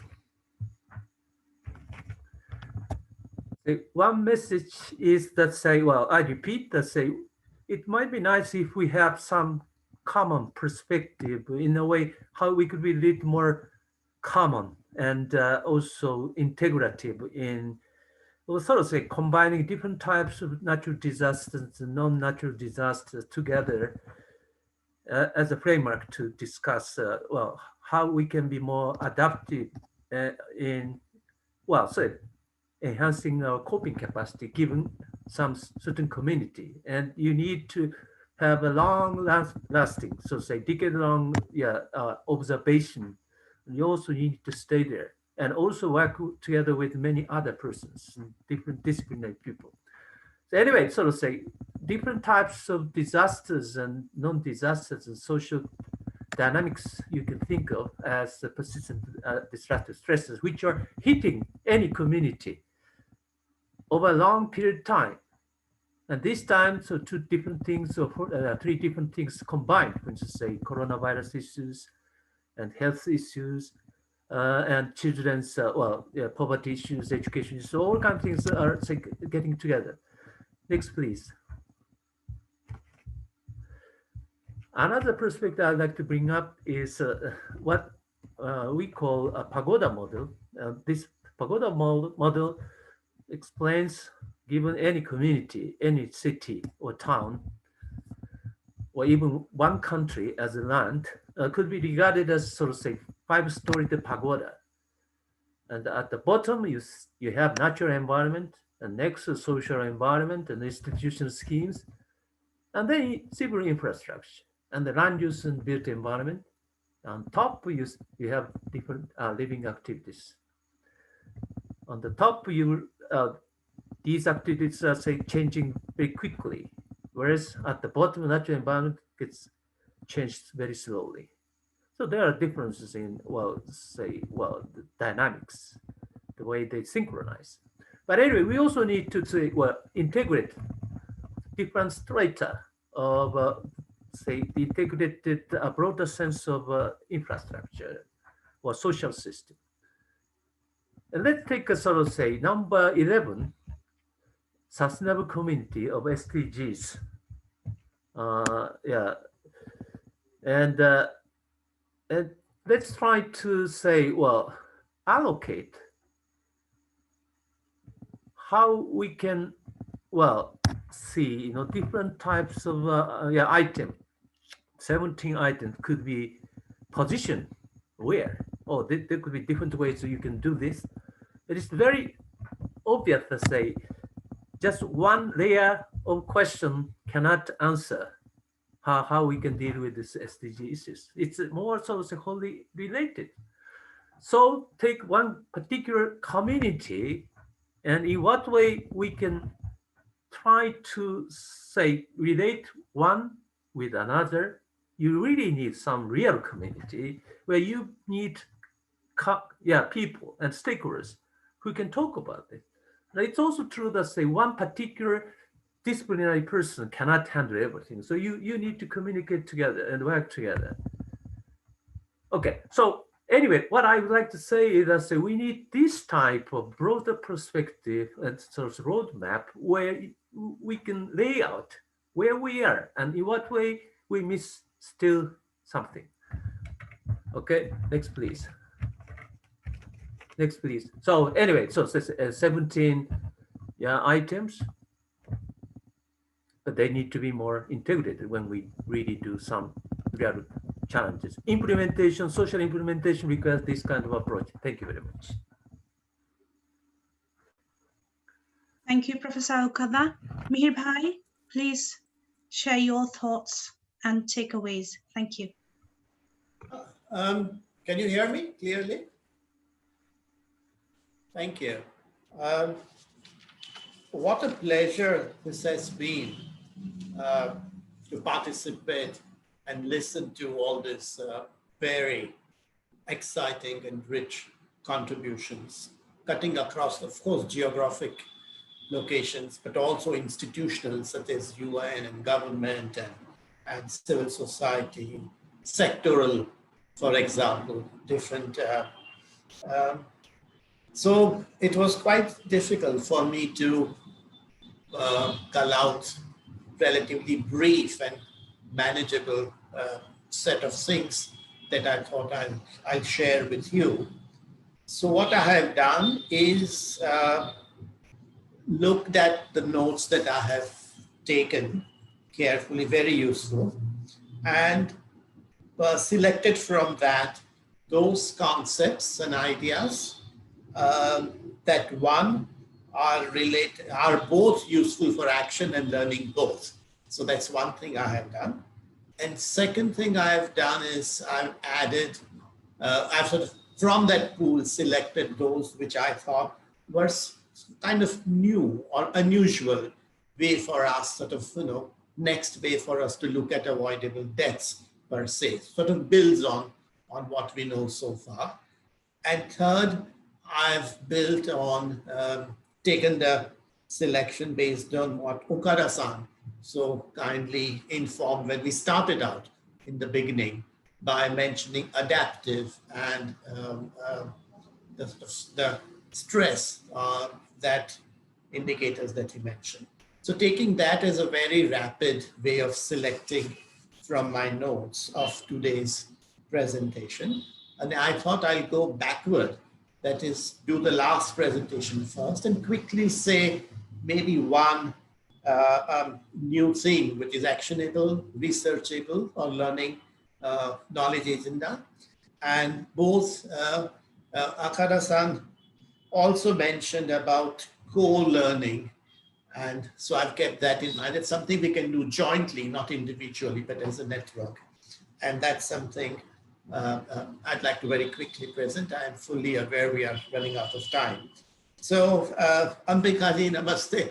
As usual, you made us think about two very important aspects of this governance of disaster risk reduction in general, but specifically if avoidable deaths were to be central part of governance, what would it do differently? And one, you underlined the part of the relationship between collective action and governance, and that's something far more we need to look at. And second is the timeline, because Orissa is such a good example where you could see how the governance of avoidable deaths over time has changed, because there are not many places where we'll be able to see that. So that's one.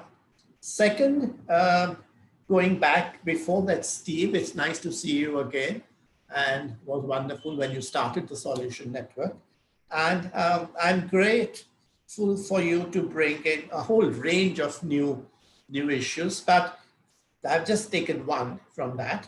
And I'd like to talk to you about others later on, is about the lateral knowledge sharing around governance of avoidable deaths. And that's something, sort of 360 review of avoidable deaths. How do you see things from every point of view, not just one or two or several, but a comprehensive way? So that's a new, different for us to look at and consider. Before that, Daniel, you and Krishna from far off, but the issues were so close to us here in Asia Pacific, South Asia as well, is the two concepts of social disasters, two concepts of dual disasters. And that's something we've faced since COVID and Amphan, COVID and Nisarga, and may God forbid much more is awaiting us. So that's something that how do you use the avoidable death framework when there are dual disasters, and how do you apply that? What are the challenges, special measures you need? And who also underlined, Krishna, quite clearly about the role of social protection, not only protecting those who are living, but social protection including actively avoidable death as part of social protection. And that's something one doesn't see very often. And you made that link. So I think that's very important, because the social protection debate doesn't talk about avoidable deaths. And Hideyuki-san, you had also mentioned about the loss of life in the early part of your presentation. So I think that's something very useful for us, for me to understand and do more work on. To do that, before that, Idris Alam, you very, very kindly gave us a whole range of work that you are doing, very exciting and very up to date, accurate and appreciative. But what was useful to take away is a whole range of evaluations of governance, to see it from the point of view of avoidable death. That how do you review, evaluate, audit various projects and programs to see if avoidable death network is is applied or not. And that's something, in a way, when learning was talked about by Nivedita, by you, I think that was something had opened my mind, and then I made that connection subsequently. Of course, the presentation of ADF, Avoidable Death Framework itself, the work that's being done in India by Antara and Dr. Nivedita, both of you, is very exciting. And it tells us both, number one, that what can be done in India, of course, can be done across Asia Pacific. And I hope somebody, UNDRR or UNDP or somebody asks you to do this across Asia Pacific, because then we have a much wider scope at how this will work globally. And that would be something fantastic to do. Because here we have a framework, it's already applied. So that's something very good. And you have the Avoidable Death Network, which is spread across all the 3 major parts of the world. And this particular event is very much a testimony of that. Martin, you had trouble with your presentation, so I've been laying out, and therefore, actually, I have a much longer list of things I learned from your presentation, but due to paucity of time, one most important part about BRAC working in parts of Africa was this whole, how does governance graduate to a next level of governance? If you were looking at avoidable deaths per se, and that something is very exciting, because we always think of communities graduate to a next level, but what about the governance graduation? And what about us, the experts and advisors graduating so that we move out? And you quite, in a very humble way, turn around the table for us to think about. So that was something very good for me to think about, Martin. Before that, we had Bernard. You quite clearly told us about what's happening in Uganda and the new strategy that you have, the commission that is, the report that is commissioned, which should be out very soon. And to me, the most underlying part to that was that, governance costs time, and governance costs effort, but governance also costs money. And if we want to avoid death, it's going to cost us money. We'll have to put money at various locations within the institutions, projects, programs. And that's something we shouldn't forget. If we think that this is going to happen without any additional cost, that's not going to happen per se. Angelica, of course, very much as UNDP itself is rethinking about what its role will be in future, you so easily and so well put to us the link between governance as a way of transforming, not only avoiding death, but how do you make, how the governance itself can be a transforming governance so that we are able to address the human development challenges that we have. And we know it so clearly from the COVID response that where the areas where human development has been higher, such as Kerala, the impact has been lower. So, the area where the human development is higher, such as Sri Lanka, for example, the COVID spread has been slower and less death and less.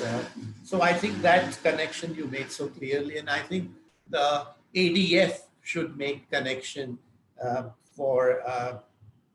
with our all efforts to make sure that it's a transformative governance that we are talking about. And Mami, when that is the UNDRR, our leader, she also always underlines that we don't want UNDRR and therefore the Asian DRR plan to actually re-establish the status quo, but we want to transform things. And Angelica, you very well did that. In fact, there is a very nice report by Yasmin Aysan about Asia Pacific, how COVID-19 can be a transformative agenda, which has just come out recently, and Shairi was involved from UNDP as well.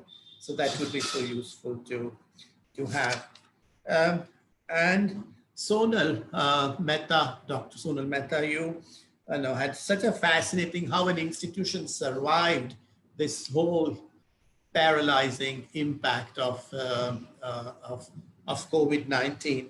And for me, the challenge was that if we are going to do avoidable we were going to address avoidable death more directly, we'll have to provide for some sort of two aspects. One is the digitalization of governance, and that's something so important. And second, we have to also look at the institutions, because some institutions may have resources, but some institutions may not, and they'll just need business continuity, and they'll use resources for continue their business to be in business, so that when the pandemic goes or a crisis goes, they are able to respond to that.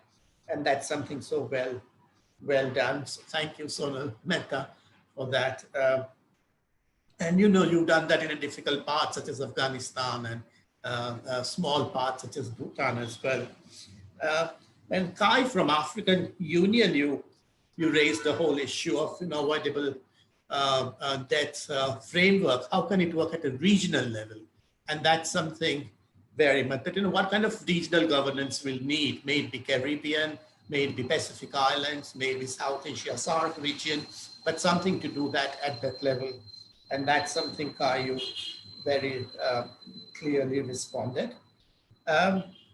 So those were the things I picked up from the presentations, in addition to a few aspects which Okada-san, you overarching thing you mentioned, and I think I'd like very much to take back to the work that I do, and that is the co-learning part, that we are learning this together, and unless, I think that's what also Steve was saying when he presented, and unless that's continued, we will be reinventing a lot of things again, which is waste of time and money.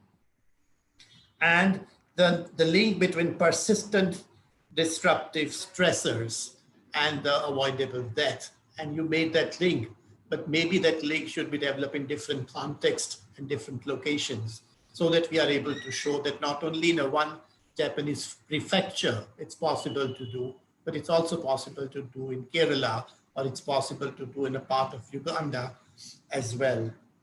And of course, the adaptive governance part of that. How do you adapt the existing DRR governance so that it is able to actually take up avoidable death framework without much reorganize, because it's the same UN and government staff and others to do that.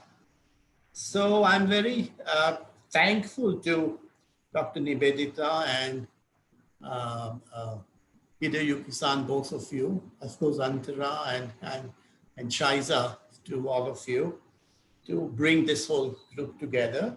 You've given me a whole range of material to work on for next 6-8 months on all the work that we do. So thanks for such a nice gift on the eve of International Disaster Risk Reduction Day that we are about to face. And I'd like to end that. Congratulations to all the panel members and all the participants in turning up in such large numbers. Thank you. Dilip Bhai, thank you to you as well. Thank you, Mihir Bhai. Thank you, Professor Okada-san. This is absolutely amazing. I think, I really don't want to say much, because I think sometimes less is more. It's absolutely amazing what you said. Lots to take back home. So I think we will have to end it very soon. We just have only 2 slides. We did prepare quite a few slides to close the ceremony. We just have 2 slides because we are extremely conscious of the fact that we are taking your precious time. So we have 2 slides. So slide number 1, Hideyuki, please.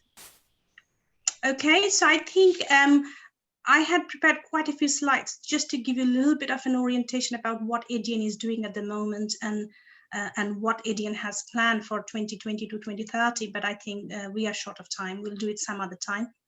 But I think Mihir Bhai has already summed it up very nicely. Avoidable deaths framework is one of it. We are actually testing it out in the context of COVID-19 in India, but we would like to upscale it in other parts of the world once the ADF is ready, but it's still a work in progress. So I would like to, I think, end today's ceremony with this lovely, lovely, poignant quote from Virgil. Tomorrow is the International Day for Disaster Risk Reduction. We knew that it's going to be a busy day, so we grabbed the opportunity on the eve of the International Day for Disaster Risk Reduction. For this International Day for Disaster Risk Reduction, the UN's theme is disaster risk governance. And it is also the year they want to do stock taking for Target E, and the African Union, which is Kai had already mentioned it. I really don't want to repeat it. I know it is a stock taking year for Target E. It is a day to celebrate disaster risk reduction everywhere, wherever it is.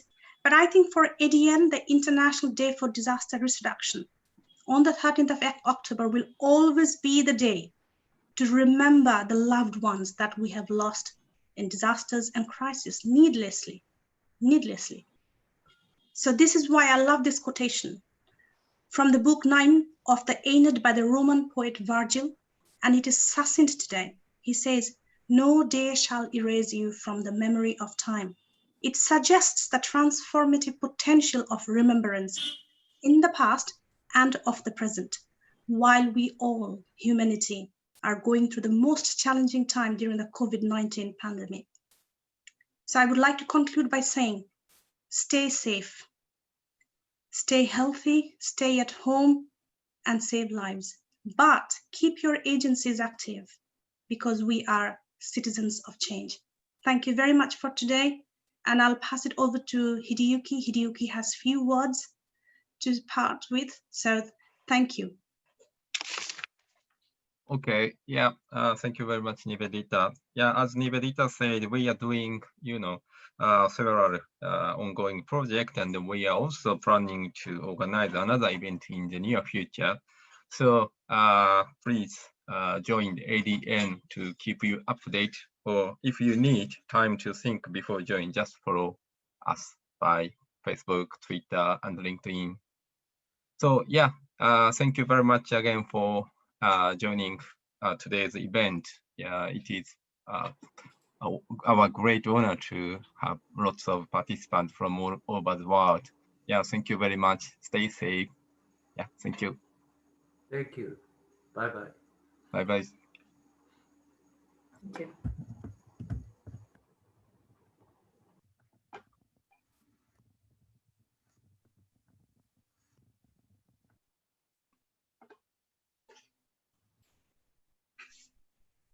Thank you. Thank you, everybody.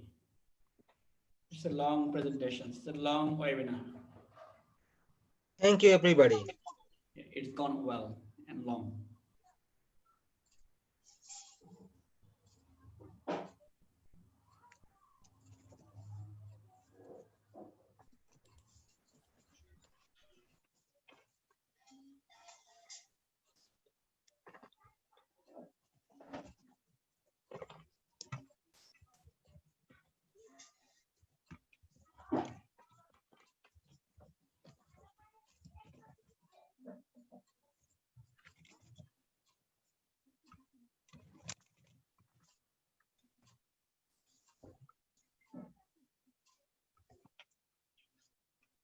Bye-bye, Martin. Bye-bye for now. Next Bye for time, now. see you next time. See all of you. All right.